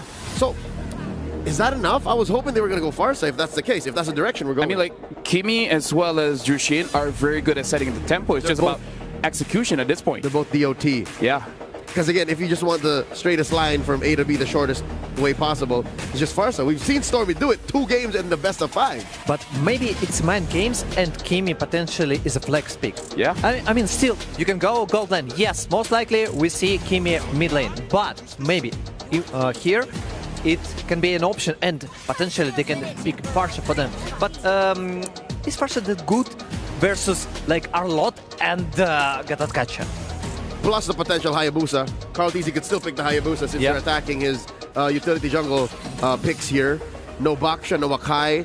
I like how Onic is just really throwing back to about 30 minutes ago when they banned the Akai against their Fredrin. Honestly, at this point, it feels like a best of 10 because it does feel like we're just going back from the previous matchup. It doesn't even feel like a new series, just add on. This is season 2. Is the same energy. Same energy, man. And now the Kai gets banned out. And, you know, like you said, the thing about the GOAT is that it almost doesn't matter what he picks up. Fighter, assassin, tank, heck, maybe with the mage he can make it work. Maybe Aemon. Leo was cheering for Aemon for so long. Oh no, Aemon only works against, again, the double triple marksman. Yeah. Not happening in this match. Yeah, but maybe, potentially. So, it's Moscow ban and Team Liquid, last ban. I predict Granger. So just gonna crack down on possible good picks. So that'll be either Irithel or Granger then, between these two, or the Pocket Beatrix for Kill 1. Honestly, I'm looking at the finals MVP for 2023 MNC Keyboy. Because even in turn, it's like, when are we going to get that Keyboy moment, right? But you need a certain kind of hero to really do that. As of right now, Tick. What? The Chor Tick. Chor Tick. Those are the things that make him do that. Those are Keyboy moments right there. And honestly, the Badang could have done that as well. So honestly, good ban. Banning out the Kalia as well as the Badang. Really making sure that Keyboy's hero pool is shrunken down a bit. So it's either just Chor Tick now. I think that still Granger, by the way, Granger is still viable for Onyx. And yes. I think Team Liquid can, what can they answer? Beatrix plus... It's Granger, yes, it's Granger. And what do you think about Damon from, I mean, if the Team Liquid... Oh, yeah, you're right, because there's at least 2 junglers, right? Yes. That mean 2 marksmen. Yeah. I don't know. I don't know about Eamon, man. I don't like it. I'm not a fan. Something to consider, though. Onyx can just last pick Matilda. That's clean. Yep, honestly, making it so that Fredrin is nigh indestructible. Honestly, very good pick. If it's not Matilda, honestly, there's still a lot of good ones here, and looks like they're gonna pick up the Hayabusa as well as the Harif here. So it does feel very tempo-y coming in from TLPH. A lot of damage, a lot of crowd control from Team Liquid Filipino. Yep. And Onyx. So, is it Matilda? Or what can... Cho is weird. I feel like Cho is so weird. No, Cho, no. I don't think that's the option. And then that's the show. hey, I mean, like, I understand the consensus coming from you guys, but you know what? Because again, consider he kicks, right? Who does the damage from there? Like, you have to aim that. You have to aim the Kimmy, the Granger, or the CC, I guess. CC is like a third core. I mean, at this point, you got to trust the coach, you got to trust the player. Thank you very much to both our gentlemen. But now we're going to be throwing it over to Brigida as well as Mirko to cast the SNB Match of the Day. Match of the day heading your way, and it is gonna be between Team Liquid Philippines and Onyx Indonesia. The classic Philippines versus Indonesia matchup, but in the end, only one will remain to go up against the defending champions SRG. We're heading into the Land of Dawn. This is game number 1, and right off the bat, we're seeing a Hayabusa come in from Carl TZ going up against the Fredrin, the face of utility junglers, but now in the hands of Kyrie. Hey, if you showed me this draft and you asked me which one is Onyx, which one is TL, I would have definitely said, yeah, Kyrie's on Haya, Carl's on the Fredrin, but hey, that's how it's gonna start here. Welcome to the Land of Dawn, ladies and gentlemen, for the first game of this series, a best of 5.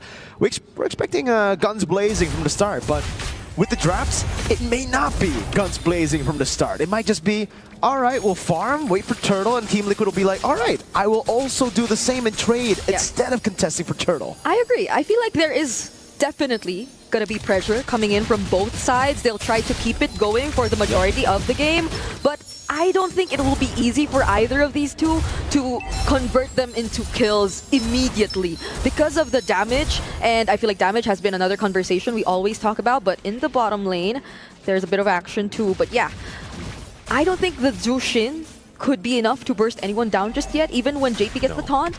And the Kimmy will get to shred people to a certain extent, but maybe not guarantee a kill just yet if Keyboy does find a setup. And that's going to come in later because Keyboy does still have to wait before his level 4 comes in. But speaking of level 4 though, Carl TZ, is he waiting for something here? Yeah, he's waiting for Sans to walk up, maybe getting a little cheeky pick off early on, but that's why you see Sans bring the tenacity. Like he's respecting the GOAT, he's respecting how much damage Team Liquid have as well in the team fights, and he knows with the flicker, he is vulnerable. Severo though, winning in lane against Oheb up top. Okay, maybe it doesn't need to be a coordinated attack after all for us to see the first blood come in. That was close. So the gold laners are definitely going at it. Sanford still not able to get his level 4 just yet. So Onyx ID might be a bit ahead in terms of positioning and gaining control over the turtle. But then TLPH, they will make it though. Great Crimson Beacon to escape from Traction Pulse. That's an Appraiser's Wrath landing. Kyrie's still able to survive. Gets a 2-man taunt. First blood over to Sanford as that's Lutpi still dealing damage. Keyboy out of the fight already as Sanford gets chunked low. Sanji lands. Turn flare over to Keyboy, and it will actually be TL to win Turtle 1. Keyboy caught in a tough spot. Sanford flickers out, respecting the Jikundo possibility. Yeah. So even though we did say that the damage in the early game might be... Whoa. Oh wait, hold on, Lutpi! He won't be able to get out of that. So again, Team Liquid, it wasn't necessarily that they definitely wanted to go for kills after kills, but I feel like they literally out-sustained Onyx ID in that fight. They were able to tank enough of the damage, even from Sans, and JP was okay with it. Like, he still walked away, at most, just using the Revitalize, and this is something we constantly see whenever there's a Gatot Kacha too in the early game. That's really the power of the Gatot Kacha, right? That Revitalize, added sustain as well. And considering the fact that Onyx really don't have a lot of early game magic damage, just makes it very easy for JP to stand in front. And I gotta say, Sanji kind of won them that skirmish. He was the one that baited out the dash forward from Kai from, again, utilizing Crimson Beacon last second. Yeah. He used it like pixel perfect before the Traction Pulse actually landed, and now, oh, that's gonna be a free kill. Severo taken down as Oheb puts him in a clinch position for Carl to just deal damage. Yeah, there weren't any shurikens needed anymore, nor stacks even. Carl TG just had to use the Ogi Shadow kill, and there was no way Severo could potentially get out of that. Now, handing over the advantage to Oheb, probably will be getting his hands on a bit of energy shields here and there, but so far, both sides of Team Liquid have been winning with very minimal rotations coming in from Team Liquid. Oh, but speaking of rotations, Sanji... Oh, actually pops Crimson Beacon, but should be taken down here, yeah. Even with the Purify, he won't use it, he'll just save it. The Crimson Beacon, I think, was mistapped a bit from Sanji there. Now a 1v1 at the bottom lane, as Sanford is actually winning in this matchup. But Sanji should be actually back up right as the turtle spawns. I don't think Onyx can blitz this, right? Sanford with a jump, final slash over to Severo, doing a whole lot of damage, but now gets caught in a tough spot. Has the way to Dragon Flicker combo. Sanford taken very low, and he gets away. Dang! That's one of the best, if not the best XP in the business right now, but Lutpi is able to get something on the map for Onyx. They'll have to say goodbye to JP for now, but either way, he doesn't have the AOG anymore.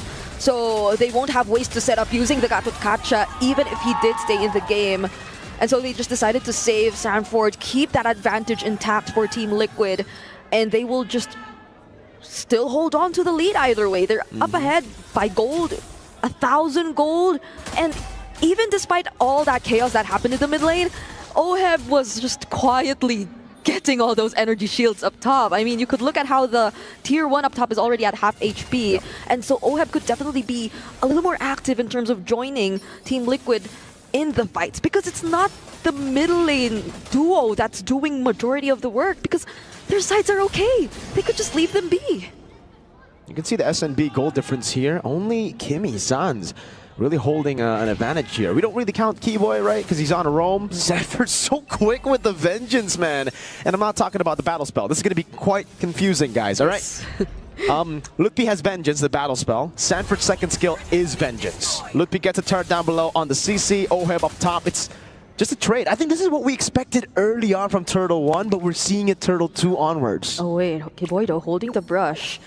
Might not actually go for a setup, but it's a great mirror done by Onyx ID so far, despite the lead that is already in the hands of Team Liquid. The next objective is gonna spawn up top though, and how does Onyx ID find a way around this? Kyrie has been 2 levels behind, just now got his level 9, and the pressure is still on for Team Liquid. They're the ones who just are capable of coming in at the most unexpected timings. Onyx ID, they have a much more systematic approach to pulling off this lineup, because you have to expect that the fight will start with either way of the dragon or with Kyrie showing himself up, or with Lutfi trying to do a bit of zoning, but it starts now with the Way of the Dragon, though. It's gonna be JP that's targeted. Uh-oh, in the back line, Severo able to flick around in time. Sun's just right there. Kai brought back by the Lancer Flare, but is looking for more. Sanford caught in the curtain call. Final slash doesn't land.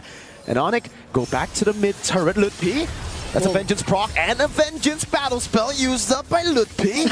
Both having to back away, but TL with a lot more prio over for Turtle 3. Yeah, and that's a lot of vengeances, really. So we have to not get confused with all that. But Team Liquid clearly in control of this upcoming Turtle. Onic ID holding it together. They're all 5 members complete here, though, so they still might attempt to actually look for something. Goes for Jiku, no, now it's about Force catching him. Good stun. Oh, picking up the kill. Final slash combo with the flicker. Kai caught in the bad spot. Still able to escape with the help of the traction pulse from Sans. And Carl securing the neutral objective for free. Now looking for the caught shadow. But Sans respects it. Flickers back. TL with a solid lead as Sanji puts the Lantern Flare down and zones Sans away effectively, getting this turret in the mid lane for free. It's so hard to catch Sanford on this Arlot. So maybe some are still wondering why the first pick, and now it seems to be the answer as to why. He's just too comfortable with it. Even that last-minute traction pulse that came in from Sans was done, but they target him now. Yeah, but it's not enough damage to take him down just yet. Vengeance final slash over to 4, bringing him a lot of damage, still sustaining Sanford! Staying alive, but Razor's Pride finally gets him down as Carl jumps into the back line, gets the quad shot, the shadow kill over. That Sans down, Severo kiting away, but Oheb finds a triple on the Harith, and it's just Severo left. Sanji wasn't afraid to stand in front of the faces of Onic ID. Oh, Carl TZ nearly got a shadow onto Severo, but Carl TZ and Sanji, they were the ones who did majority of the zoning and the threatening towards the backlines of Onic ID. I mean, you have to look at this. Right after the duration of the curtain call was already over, they just went around Kyrie, closed in onto the backline heroes. That involves Skiboy, that involves Sans. And now it forced Severo just to run away because he could do nothing without his other teammates. Not at this point in time, not at this part of the game wherein they definitely need to do a bit more catching up, a bit more of farming before they could actually engage in a fight. My lord. Team Liquid are looking scary. JP zoning Severo in the back. Oheb denying as many minions as he can. But in the end, we'll have to take the turret. Yes, Severo gets that cannon minion. It's all right, though. Liquid have already gotten a 1,500 gold lead for Oheb. That's a Starlium build, so not the talisman that we have been seeing from Innocent. Purple buff almost stolen by Oheb. But again, Carl's already 3 levels ahead. Yeah. I don't think... Oh, wait. Sanji, okay, still alive. But yeah, I don't think they have to rely on Oheb too much in terms of dishing out the damage, because the other members are doing a great job at providing that at this point, like Carl TZ, even just Sanji. So he just has to perform exactly the way he's been doing. Oh wait, JP though! AOG, and it's gonna be Sanji in the back picking up the kill now. Keyboy with the way to drag him, and Sanford is right there too. Carl gets kicked, has the quad shadow, but brings Mr. Keyboy into a bad spot for the rest of TL to pile on him. Despite how desperately Keyboy does want to set the tempo or does want to look for all of the Way of the Dragon. Okay. That was a zoning ult. It's a zoning ult. Not necessarily one to set. He had the flicker, but he still didn't want to go for it either way. Don't question, don't doubt the best XP. Yes, we don't. Go. He can use it later if he wanted to. Now is not the time. But oh my goodness, how this is an 8k gold lead in 10 minutes, and they have a Lord marching in the bottom lane. They still have the final slash flicker combo. Oh my goodness, Sanford finding a massive one in the back, and that will zone all of them away from the turret.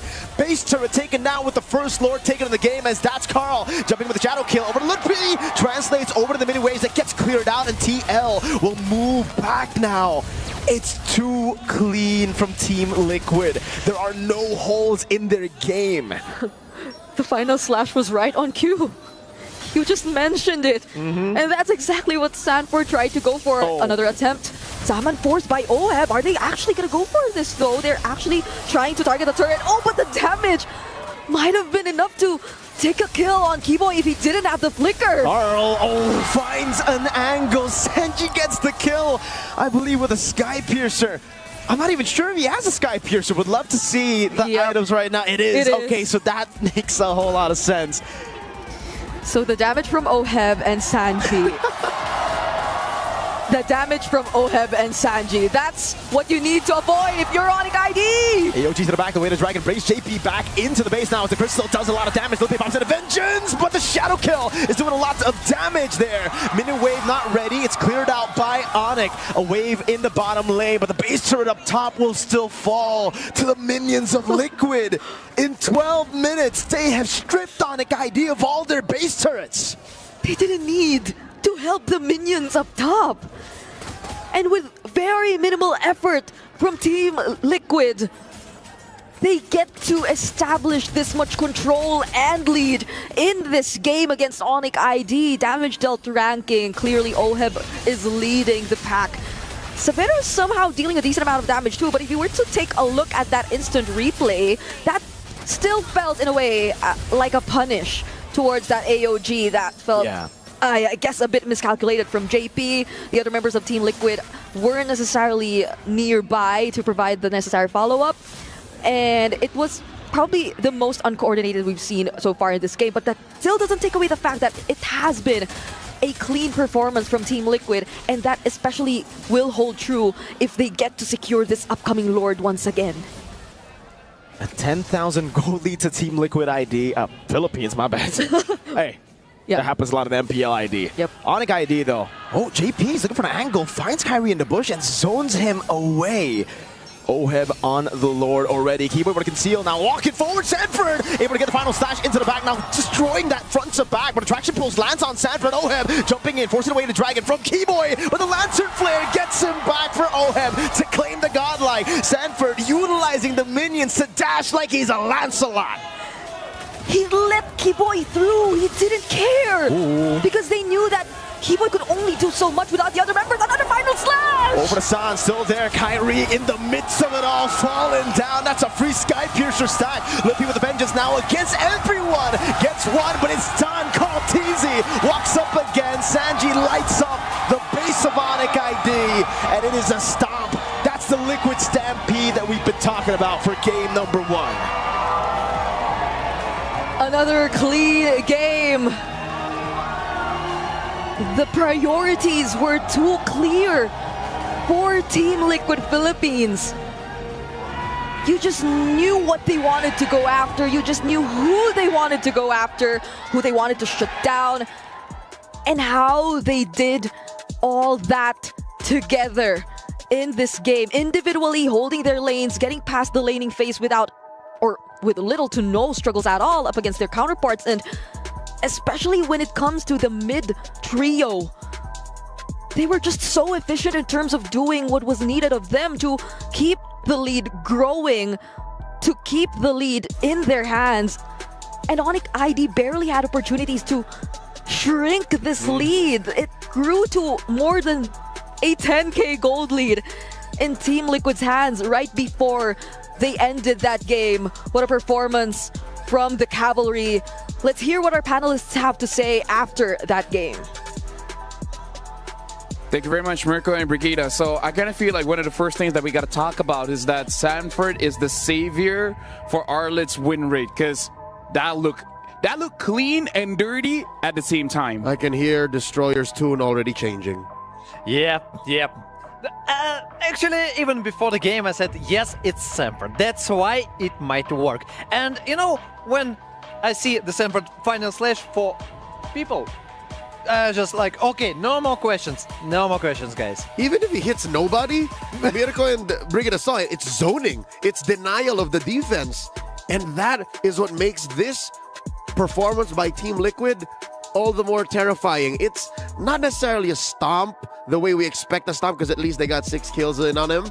It's not a stampede in a way that it's like a 12-minute, 10-minute game. It's more of a unstoppable object that you see coming at you at about 2 miles an hour, but you know you can't stop it. You know it's coming your way, like, oh no, what do I do? So now, gentlemen, honestly, I think this is a very important question to ask. Looking back at wildcards, MWI group stages, and now to the knockout stage, we saw both Stormy as well as Carl saying like they understand the meta. So right now, I just want to ask the both of you your thoughts. What do you think is the meta now? And I'm not even talking about heroes.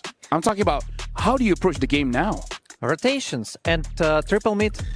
That's the main key. That's the main opportunity. Win early game. That's the main focus you should make. And here are the stats. So, okay, by the way, the carry. You see the damage.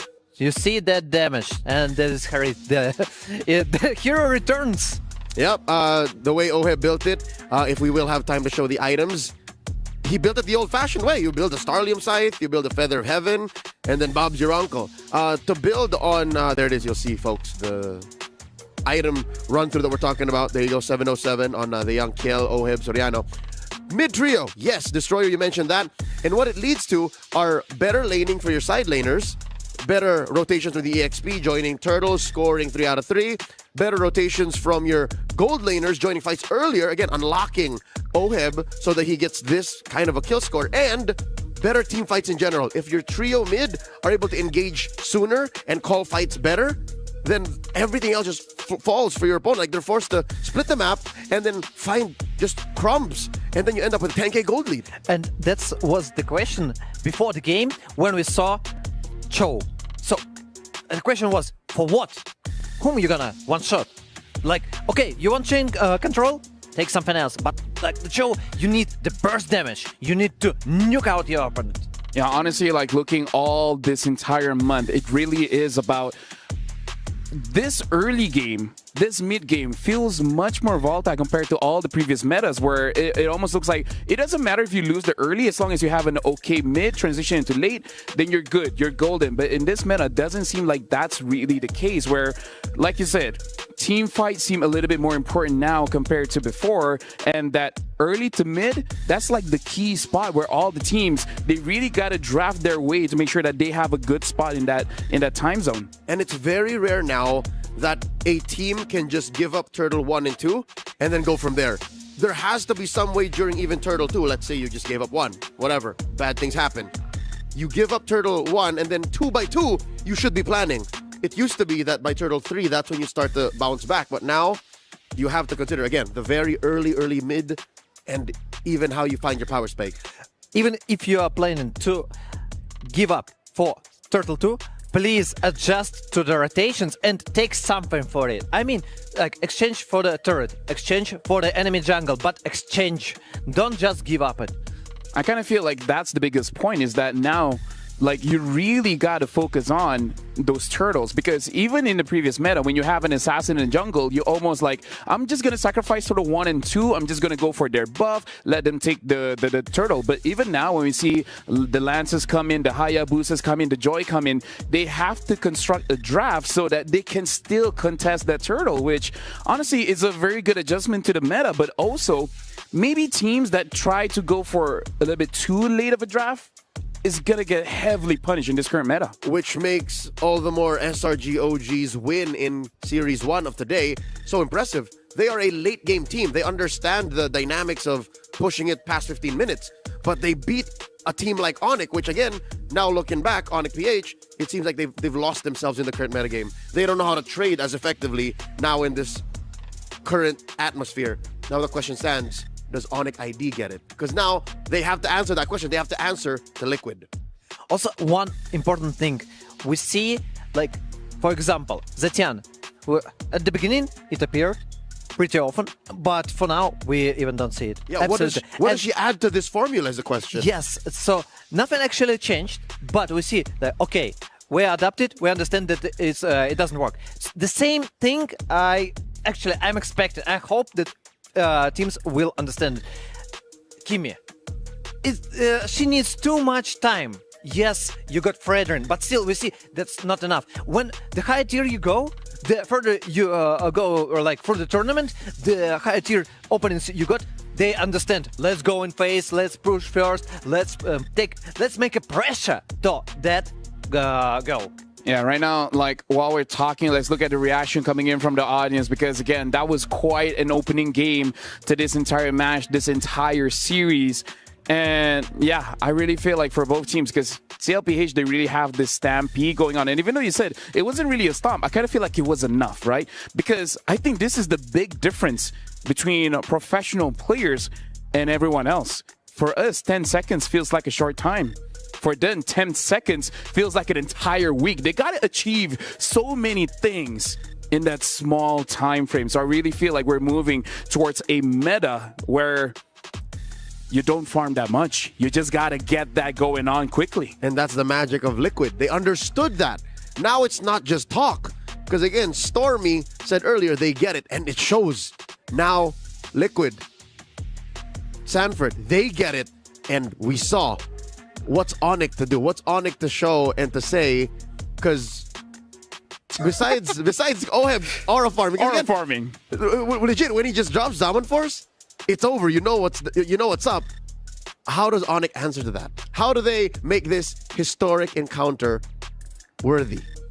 And the crazy thing is, if I check the stats correct, between Kyrie and going up against Carl is actually more Kyrie favor, where I believe he won 6 times and Carl wins 5 times. So if Carl wins this one, then they basically equalize. But also just to show how close of a matchup between Kyrie and Carl really is.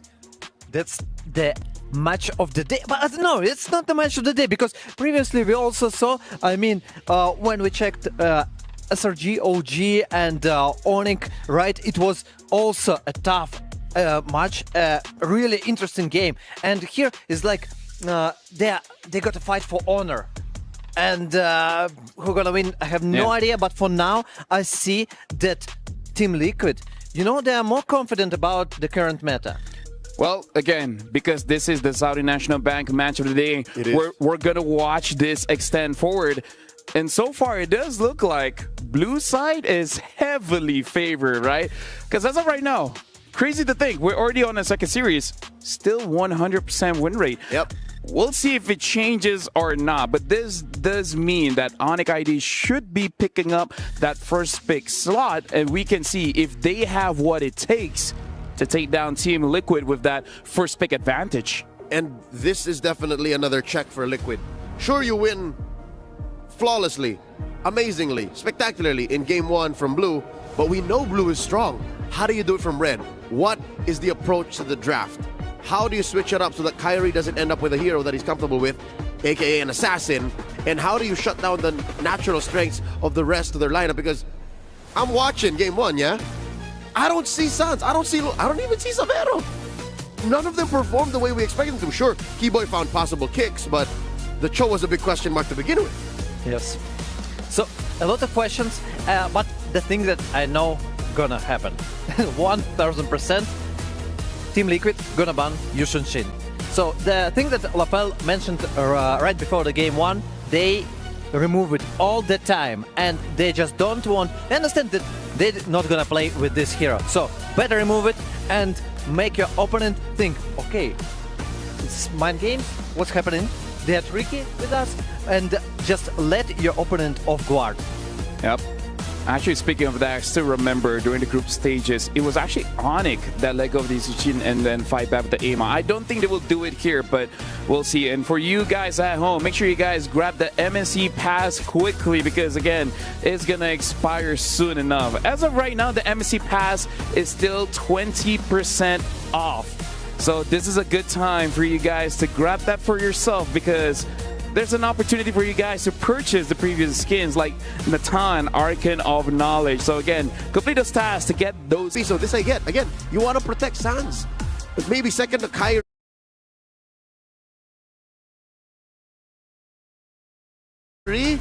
And maybe your team captain, Keyboy. I like the composition from the both sides, actually. Especially my heart. Team Liquid took my heart. I mean, like, I requested for AoE. Eve has a lot of AoE, but the thing is, once the Stampede starts coming through, Eve has no dashes to protect herself. This is very Stampede coded for Liquid to dig that deep. I'm excited. Well, thank you very much, Leo, as well as Destroyer. But now we got to throw it back to Brigida and Mirko. Stampedes, dives, the Spear of Alpha and a glorious pathway making its comeback. in game number 2 of the semifinals between Team Liquid Philippines up against Onyx Indonesia. Could it be a potentially better scenario this time around for Onyx ID? Or will the surprise picks literally take them by surprise again here in this series? Welcome to game number 2. I'm gonna ask you first, how did you feel about this entire Alpha Hylos? Yeah, I mean, I see the angle for TLPA. They really want to go for the Stampede. Hey, they don't even want to just go for Stampede. We saw Stampede in game 1. This is what we call a possible Stompede. They want to stop Onyx ID right here. They know after winning game 1 in that fashion, if they dominate game 2, they might have Onyx ID tilted. They might be able to get a game 3 where they could do something else. You know, maybe show up another crazy experimental pick. And it's great to see this kind of unorthodox, right? I mean, it's weird to say unorthodox with the Alpha Hylos, which has been in the meta for so long. But it is in this meta. We haven't seen Hylos in a while, especially not Rome. Alpha, did we even see it in the group stage? No. He was in the yet to be used heroes. So there you go. Collage. One more hero to add to the list. It just goes to show how flexible this meta is, how open it is. Sanford on the Arlet though is what I'm scared about. Like, we see all these new picks, but I'm like, oh, man, Sanford on Arlet. Yeah, it's showing how flexible the meta is, but also how comfortable Team Liquid is in terms of the current meta, because they're just so confident in terms of bringing out all these picks, because they're just so familiar with how you're supposed to use these kinds of heroes in the first place. I mean, this is something not necessarily what we know of Daddy JP when it comes to the setups. It's not the jawheads, it's not all that, but in essence, it still suits the way JP does play at a roam role really, really well, and especially with how aggressive Sanji and Sanford have been. I think if any, Carl's the one who's a little more on the calmer side if you compare it to the San duo right now for Team Liquid. They're literally making things happen, but Onyx ID right now, they'll be the ones to first position themselves in the turtle. Oh man, they won the bottom lane fight as well. Litpi forced back is low, has to pop in regen. Sanji gonna be caught by these Void Blasts, but Carl's been doing a good job there. RWBM coming down over to Carl Tizian is gonna be taught over as well, and that will be the first kill over. Sound for first blood. Kyrie picks up the turtle, and it is a 2-kill start in the second minute of the game for Onyx ID. Yep, that brief moment where Sanford just had his attention onto Lutpi and didn't necessarily land the stun was something Onyx ID did capitalize on. Ooh, Crimson Beacon kept him safe there for a bit. Has the Flicker too. Sanford joining in the fight. Lancer Flare almost getting the last reset for Sanford to jump in again. But see, this is the gamble you take when you go for a draft like this. Yes, you can snowball, you can Stampede, you can get your power spake a bit early, but if you lose, another time for Keyboy, Kyrie goes in and the damage should be enough. Sans putting it down, Appraiser's Wrath, big bonk away, not in the sweet spot, but it is still enough to take the horse down. He got his level 4. He nearly had the glorious pathway and walked out of that wall, so he could have potentially walked away, but Onyx ID denied that from him. Carl TC still got his purple buff, but yes, I feel like in as much as Team Liquid has such a great comp in terms of its ability to dive, it can be heavily punished by Onyx ID too if they don't get to use it the right way. The real-world manipulation, the AOG, and I feel like even our panelists have been very vocal about wanting a bit more AOE, and Onyx ID has so much of that. They could literally set the tempo for a team fight, set the box, and win that fight if all things go according to plan. And this is the underrated game of Savero on the Moskov too. You would expect usually for the Moskovs to really just ignore first few turtles. But Savero's always been that active gold laner. That's why he's been preferred over CW in this season. He's more aggressive from the start of the game. He's just more aggressive in general. And yeah, we saw him participate in the first neutral objective battle earlier with the SOD.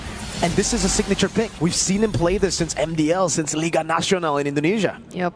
And it was such a perfect SOD too.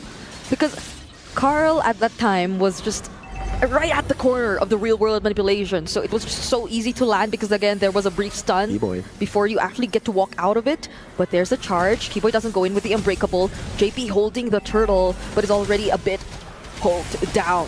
Oh, Keyboy landed a taunt into Sanford there. Kyrie doing a taunt as well. Over to Sanji, just a bit of poke over, back and forth. Keyboy popping revitalized now. That's going to the AOG used offensively. The RWBM zones them in the backline as the glorious pathway gets popped up. Lookby pops in Vengeance, gets away. SOD lands. Final size of flicker combo there, but it's a 3-man top from Keyboy. Severo joins in. Spear Misery actually puts Chaltizi away from the Praisers Wrath. And it's going to be Kyrie brought back again. Sanford jumping in, will fall. 2 Sans in the push. Severo doing damage. Now lifted up and will be able to flicker out to safety. Sans with a cleanup again. Finding the double. Oheb and Carl on the turtle. Kai looking for an angle here. There is no retribution for both Carl and Kai. And it will be Oheb with a death sonata. Oh my goodness. A great fight done by both teams, although Team Liquid were the ones who were able to stay a bit longer in the turtle. But nonetheless, Onyx ID, they still had their chances there. Severo went in at just the right time. Yes, did probably put Carl TZ in a much safer position, but either way, still posed a threat, so Team Liquid couldn't fully proceed with the fight. And I could say the same for Team Liquid too, the way JP just decided to make use of the glorious pathway to dive right into where Sans decided to put down that real-world manipulation made them really uncomfortable.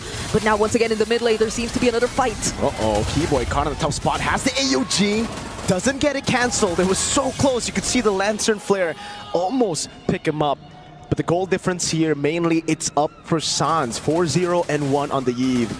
And we've seen how it can carry games. It's just now, how do they deal with the clinch? JP pops in the conceal on the Hylos. Yeah. Kyrie right there to back Severo up in case anything crazy happens and he won't walk in the bush, you know? No Kumar moments, not here. No. They for sure know that they're there, right? Like they're not gonna try and check. Yeah, they know. Severo knows he's gonna back away, but they still want to force it out. Sanji walks up. What? Keyboy with a taunt. But it's only the JP and it will be a trade. Turret down below for a turret up top. Okay, Lutby's been working on the turrets for now. That's just all that he's been doing so far. But yeah, interesting how the idea that Team Liquid does want to do with this lineup is somehow answered back by Onyx ID for multiple times in a row now whenever they do try to engage in a team fight. Because I feel like even just the energy eruption, it gives that delay that buys enough time for Onyx ID to already set things up, especially when Team Liquid PH does decide to dive in. We haven't even seen a successful Spear of Alpha just yet coming in from Carl TZ2. Might have been an option for him to use it a bit more defensively for the past few minutes of the game, but now will they try to actually go for another engage? Boy. With the taunt again, JP able to cancel it out now with the Lord's Pathway. Sanford with the final slash flicker into the back line, but Sounds pops in a real world manipulation in time. Keep over the taunt. Kai with the win with the retreat battle, as that's the RWBM already out. SOD landing, Severo piercing through. Carl TZ kiting back with Oheb, and it's a back and forth battle with the Vengeance popped in again over to Lutby, and somehow the minions get the turret in the mid lane, and it becomes 2 for 1. Team Liquid have managed the wave pretty well, or Onyx ID might have stayed a bit too long, trying to wait for the right opportunity, trying to set up for that fight, which happened in the turtle just now. And so we see how Team Liquid are actually able to keep up in terms of the sustained team fights. Carl TZ, as long as you don't get to burst him down, the true damage is definitely there. It does threaten Onyx ID to a certain extent, but you could say the same. Wow. Lutby, that Vengeance just does so much, but yeah, the gold lead between our gold laners, I did not actually know it was this significant. It didn't look like it, right? I mean, now Oheb has 3 kills. He's been stacking up kills slowly but surely. But yeah, you wouldn't expect that big of a lead. I guess the gold crab has really just been given over to Oheb every time, just because Onyx ID have always kind of ignored the gold lane. They wanted to play Severo at weak side, and Severo's been leaving lane a lot. Yeah, that's true. So they might have not put that much attention into Oheb, and that might be the thing that'll bite them in the back as this game progresses. Because I don't even think you could say they've completely shut down Team Liquid just yet. It's just that it's been a bit uncomfortable for them whenever the team fights do break out, but it's not like they always lose out when you look at the bigger picture. It's somehow there are just a bit more advantages if you look at Onyx ID and the way they're able to keep themselves a bit more alive with a bit more HP after each fight happens. But I think you also have to look at the macro, because it's beyond how OHEB is surprisingly in the lead. They unknowingly let go of turrets, and I don't think that should be happening up against a team like Team Liquid. Nope. The goalie is completely gone for Onyx. Now, final slash of the flicker combo over to Kyrie, and he's going to be bursted down to the Spear of Alpha. OHEB picks up the kill. The AOG defensively as Carl TZ gets chunked down, but is still able to survive. That's going to be Lutfi jumping with a vengeance, and it's still the retreat from Carl. OHEB gets a double. The SOD lands, but he cannot take it. OHEB, the Filipino sniper, with a triple. And you wonder how many stacks he already has on this Granger, on the Sky Piercer, with a 6-0 standing. It's been a relatively quiet game for Team Liquid, but now that he's online, that definitely changes things up. Suns, live cam view. Gets a kill on Sanji, a bit too aggressive, but yeah. Oh, Suns got to be careful there. Kai holding in. Ooh, what? Ooh. Yeah, Sanji, I guess they just walked up a bit too aggressive. That is the playstyle we've been seeing from Sanji. So I wouldn't be surprised if he might have done that. But you have to be a bit more careful now for Team Liquid. They finally regained the lead in this game. They're the ones with the Lord. Onyx ID will definitely have to work on that first. They get to reveal Team Liquid through the Magic Sentry. And they have the slows here and there. Oh, final slash once again to Keyboy. But the RWM is right there, and a double taunt comes in from Keyboy and Kai. The SOD lands as well, and the Brazer's Wrath does enough to take him down. Carl with the Spear of Alpha, Lutfi spacing away perfectly.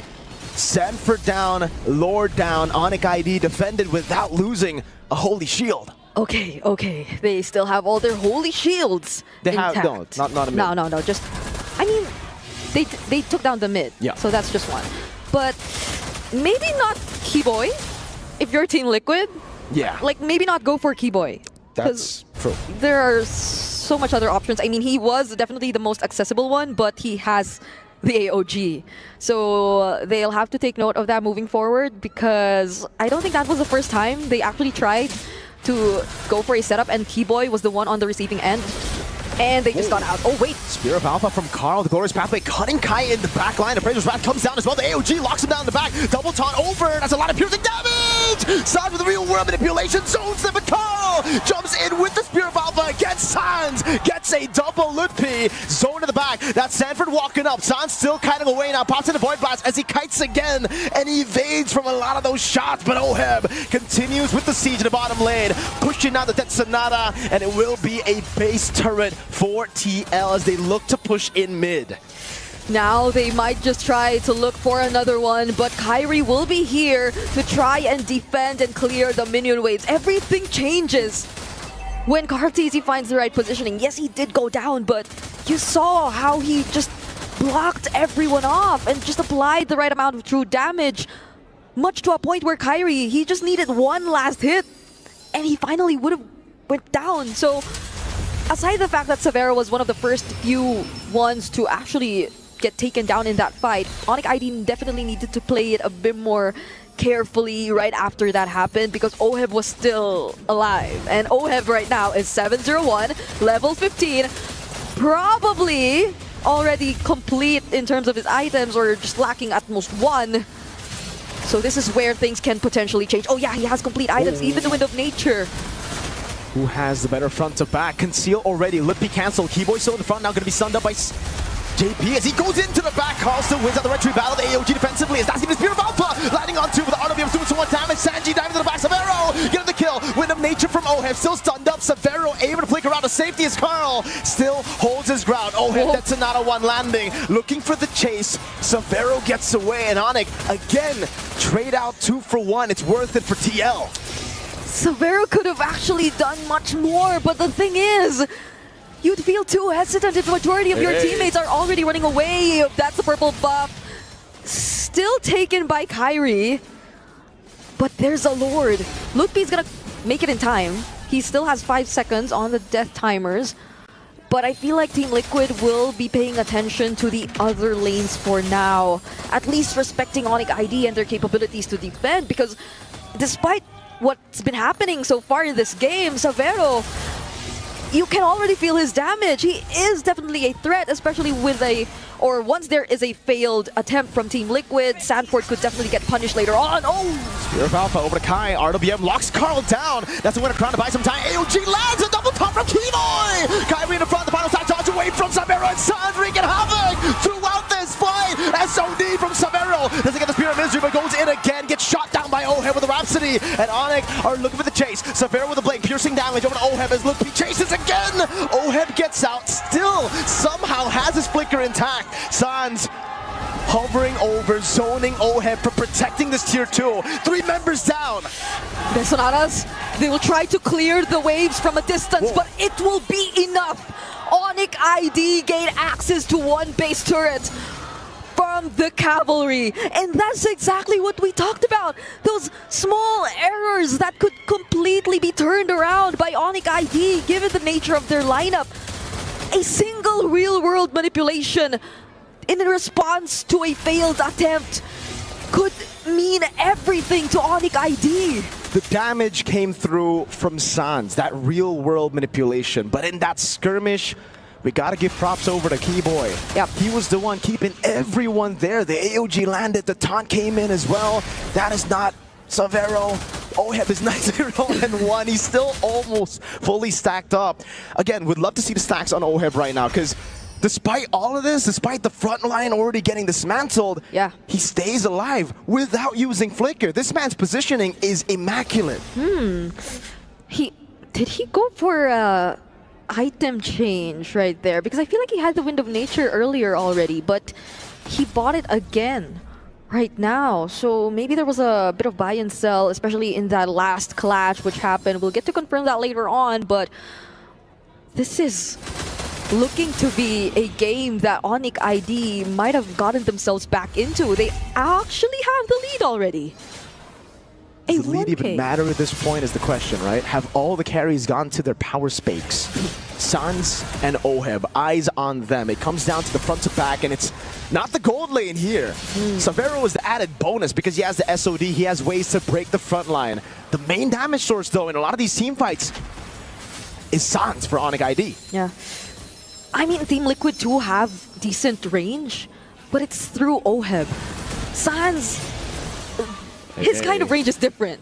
It just affects a few bops. Yeah, it affects so much more than poking heroes down, poking certain members down. Oh, but wait, JP too. Chain CC there, Luke P doing a lot of damage again. Sanford looking for the final slash, able to find Sans, but it's going to be flicker out, but they dive into the backline with Sanji, Crimson Beacon! It's Sans in the backline, targeted and taken out. Savero able to get the winner crown away, now kiting away. JP put down with Spear of Misery. They're kiting over to Oheb. Luke P unable to get into frame. Oheb with the flicker gets the kill and gets out. Savero buys Wind of Nature, now onto Sanford he goes. Final slash landing. It's Savero kiting away again. Kyrie in the backline trying to go for something, but he cannot. Savero with a chase. Immortality down for Oheb. He pops in with a Nature and now gets chain CC'd to the ground. Team Liquid have wiped Onyx ID out.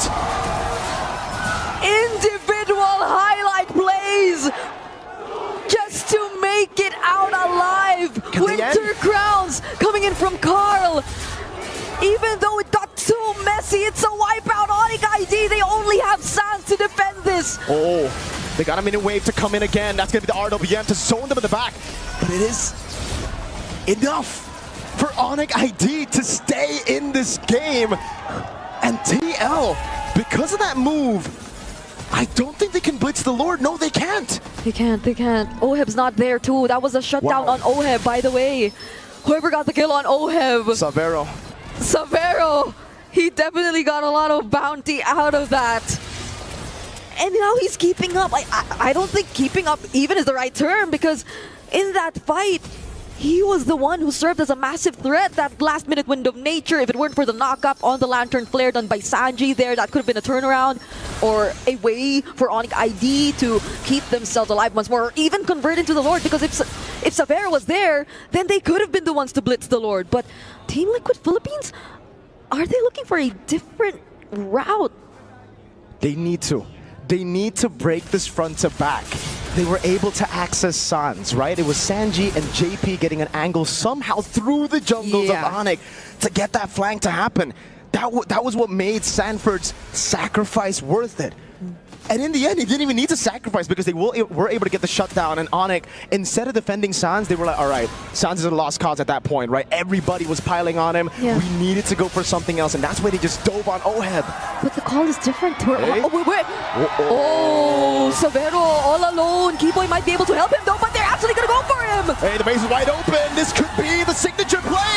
The base going to be targeted down here by Oheb. The mid-wave's going to be canceled out. Whoa! TLPH, a massive gamble. Sans with a chase down now as Ludwig pushes in mid lane. Sans buys immortality in time, pops in a void blast as well. JP gonna be caught as well. Can they recall? Keyboy will not be able to cancel Oheb as he gets the recall in time, and it ends up just being Sanford left to sacrifice. He gets out with a vengeance. Darn you, Sanford! That's the Arlet. That's Sanford on the Arlet for you, still alive. And we'll get to recall. Carl TZ and JP were taken out in that sequence though. So this means Onyx ID will be a lot more encouraged to take this objective. But Sanji, he's walking up front. Do they have enough damage is the question. Lutpi has the vengeance. Keyboy looking for the taunt. Sanford reads it out. Oheb shooting them down. Lutpi joining in the fight again. Real world manipulation with a taunt down. Sanford with a vengeance now, but it's going to be the vengeance over from Lutpi. Final slash, and they go for the chase. Kyrie gets the Evolve Lord, and now they must back. They will back. 20 minutes in, a turnaround for Onyx ID. Yeah. Luckily enough, even without anything to use the vengeance on, Sanji was there helping Sanford, making sure he still got to survive. The vengeance, the potential turn, that could have been done by Onyx ID, but nonetheless, I feel like there wasn't any much threat. Kyrie still had the retribution during that moment, so it was almost sure, it was almost guaranteed that they definitely would be the ones getting the objective. And now that's what Team Liquid is trying to work on, but Keyboy, he's also looking for an angle himself. Conceal gets spotted out by Sanford though, and Team Liquid use the conceal for themselves as well. Wait, Sanji! This could be the angle, but he's forced to recall. Evolve Lord, they're playing with a damage reduction now as Sans continues to just push it forward. RWM locking Carl TZ down, forcing the Spear of Alpha defensively. Lord gonna be dealt with. Carl TZ very low. Severo kiting away with a piercing damage, doing a whole lot to TL, but again, TL have a lot of shred. Carl and Oheb, if they continue to push, will be able to clear out these Lords pretty easily. Yeah, but will they be confident enough to look for a fight? They still have to deal with the incoming waves. You would have thought that maybe because they know that there's no real world manipulation anymore for Onyx ID, but there's a lot of housekeeping you need to do. You can't allow Onyx ID an opening as well, because I feel like they'll be capable enough to go for a split push or a different way to end things, especially through Severo, similar to how Team Liquid attempted to do that earlier. I mean, that play was definitely a highlight, right? The way they took that gamble down bottom and tried to end it there. So now Team Liquid, they have to stay composed. I know it does feel like they were the ones in the better position for majority of the game, but things are completely different right now, and that's maybe why you also sense a bit of desperation in terms of the calls. They know they've been outscaled. This is a problem now for Liquid, the big one. Damage from Carl, just the use of that hero in general. At this point, Team Liquid are really just playing for Oheb. If Oheb gets the kills, if he's still able to get those Sky Piercer stacks up, he'll win them the game. But Onyx ID have a lot more. To have a CC, a Moskov, a Yves, so much more damage to play with now that we're in the late game. That's so much sustained damage. That'll be very favorable for them if ever the team fight does get a bit extended. Not to mention Severo. Now Sanford might just try to look for an angle though. Hold up, they gotta be careful. JP with the flank. He finds Sans in the back now, able to find the stun, but it's giving the zone out from Ludpi. Pops in the curtain call, the AOG locking him down as well. Severo doing so much to peel for Sans. Keyboy still surviving. That's his pure Alpha, but Keyboy's too darn tanky. Severo with the SOD falling in again onto Carl TZ, but it's a kill over as Oheb got the kill on Sans. It's a 1-for-0, and Onyx ID have lost one of their main damage dealers. It happened again. The SOD landing on Carl TZ, but him holding on that Winter Crown and even having the immortality still. Onyx ID could not proceed with this fight, not with Sans, or not without Sans. And that results in a Lord that'll finally go into the hands of Team Liquid. They still have ways to defend this though. They still have Severo. It might... Yeah, Sands will definitely make it. The Lord is going to spawn a bit later in this game. And all their resources are going to be up by then. So they definitely will have a way to deal with this. But how does Team Liquid try and approach this? Because so far the team fights that they've been winning out on are the team fights wherein they come in from the most unexpected angles across the map, where they get to use the glorious pathway to really block away members. Wait, where's that's not right. Yeah. Oh, he sold it. He sold it and bought... Okay. What's he gonna buy? So he's selling again. He knows he's not going to get any value out of that. So he buys the win in nature. There he goes. 0 stacks on Skypiercer. Okay. Kai with a taunt in the front line right now as Keyboy gets caught in the final slash and will just be disintegrated. Has immortality though. The AOG was cancelled out. Now Sans is able to go for the clear onto it. AOG getting him out. Kyrie still looking for the taunt. Oheb still there. Appraiser's rat dodged away from us. Oheb jumps in again. Immortality buys across the board. Severo with the Rose Gold Meteor. The Lord already into the Crystal. The SOD landing to the back line. Severo goes in again with the SOD and finds his spear victory from Severo. The Lord is still on the base. They've defended again. Carl! Not able to end. Sanji, one more hit. Throw back again. Liquid Philippines lose all their members, but Onyx ID lose their crystal. That could have been a moment. Keyboy already found the taunt. He found the taunt onto Oheb. And you would think that was a very risky play because the marksman, their gold laner wasn't there anymore. Team Liquid Philippines fought with the only remaining resources and people that they had in that fight. And we saw each and every one of them up until the very end risking it, just focusing everything on the base. Carl and even Sanji.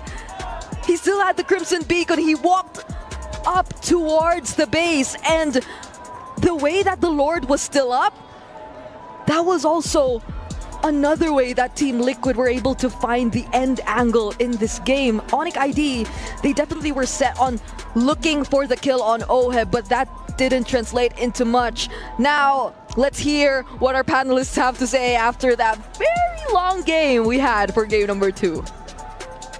Thank you very much. Considering how long that game was, I can't believe I'm saying this early.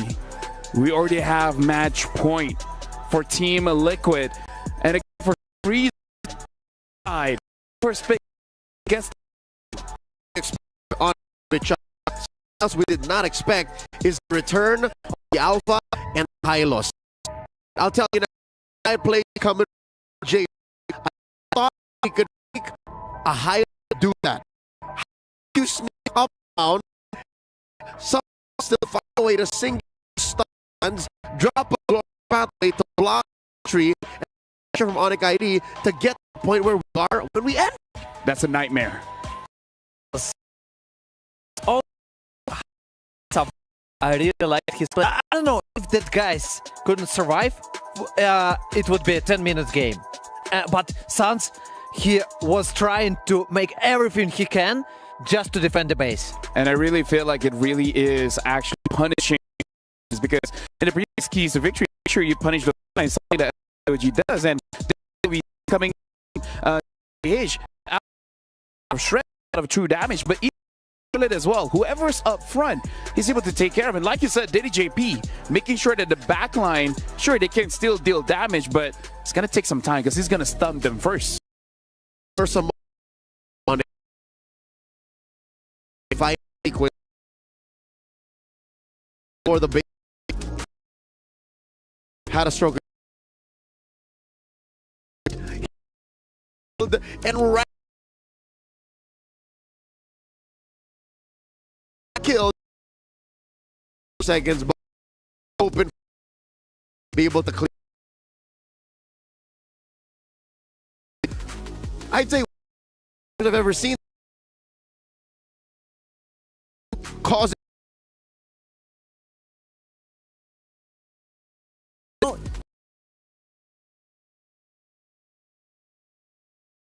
can on Team Liquid to face you. Okay, stop. I got a tip. Big by the end of that game were both Oheb and JP. Damage taken, most damage dealt, most fought.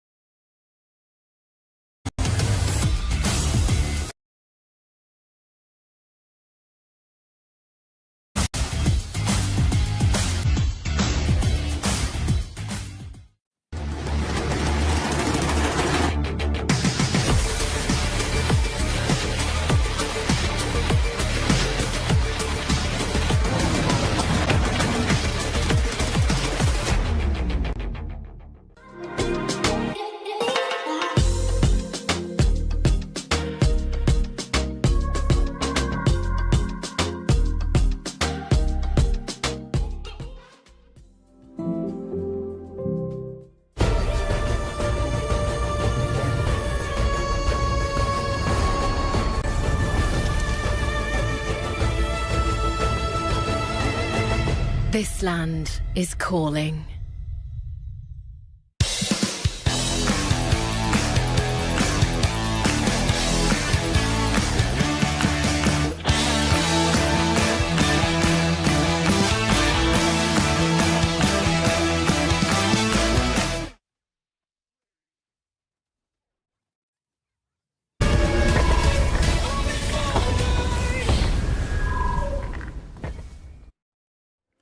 The semifinal resumes with match point for Team Liquid. Welcome back to the English broadcast here at the panel, and we predict at least 4 games. And I gotta say, game number 2, that was very close. That was very close, but still, until the crystal is broken, you can't really say that you won. Welcome back. My name is Rafael. Alongside of me is Destroyer as well as Leo.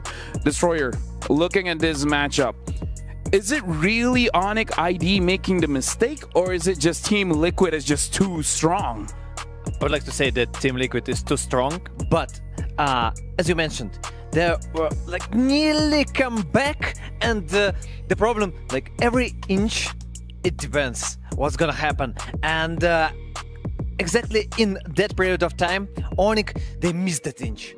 They need a little more time, like 30 seconds, like 2 seconds. Somewhere they just moved in a wrong pattern, but still, they can do it. I trust in them, I believe in them, and I think we can see much more. They warmed up.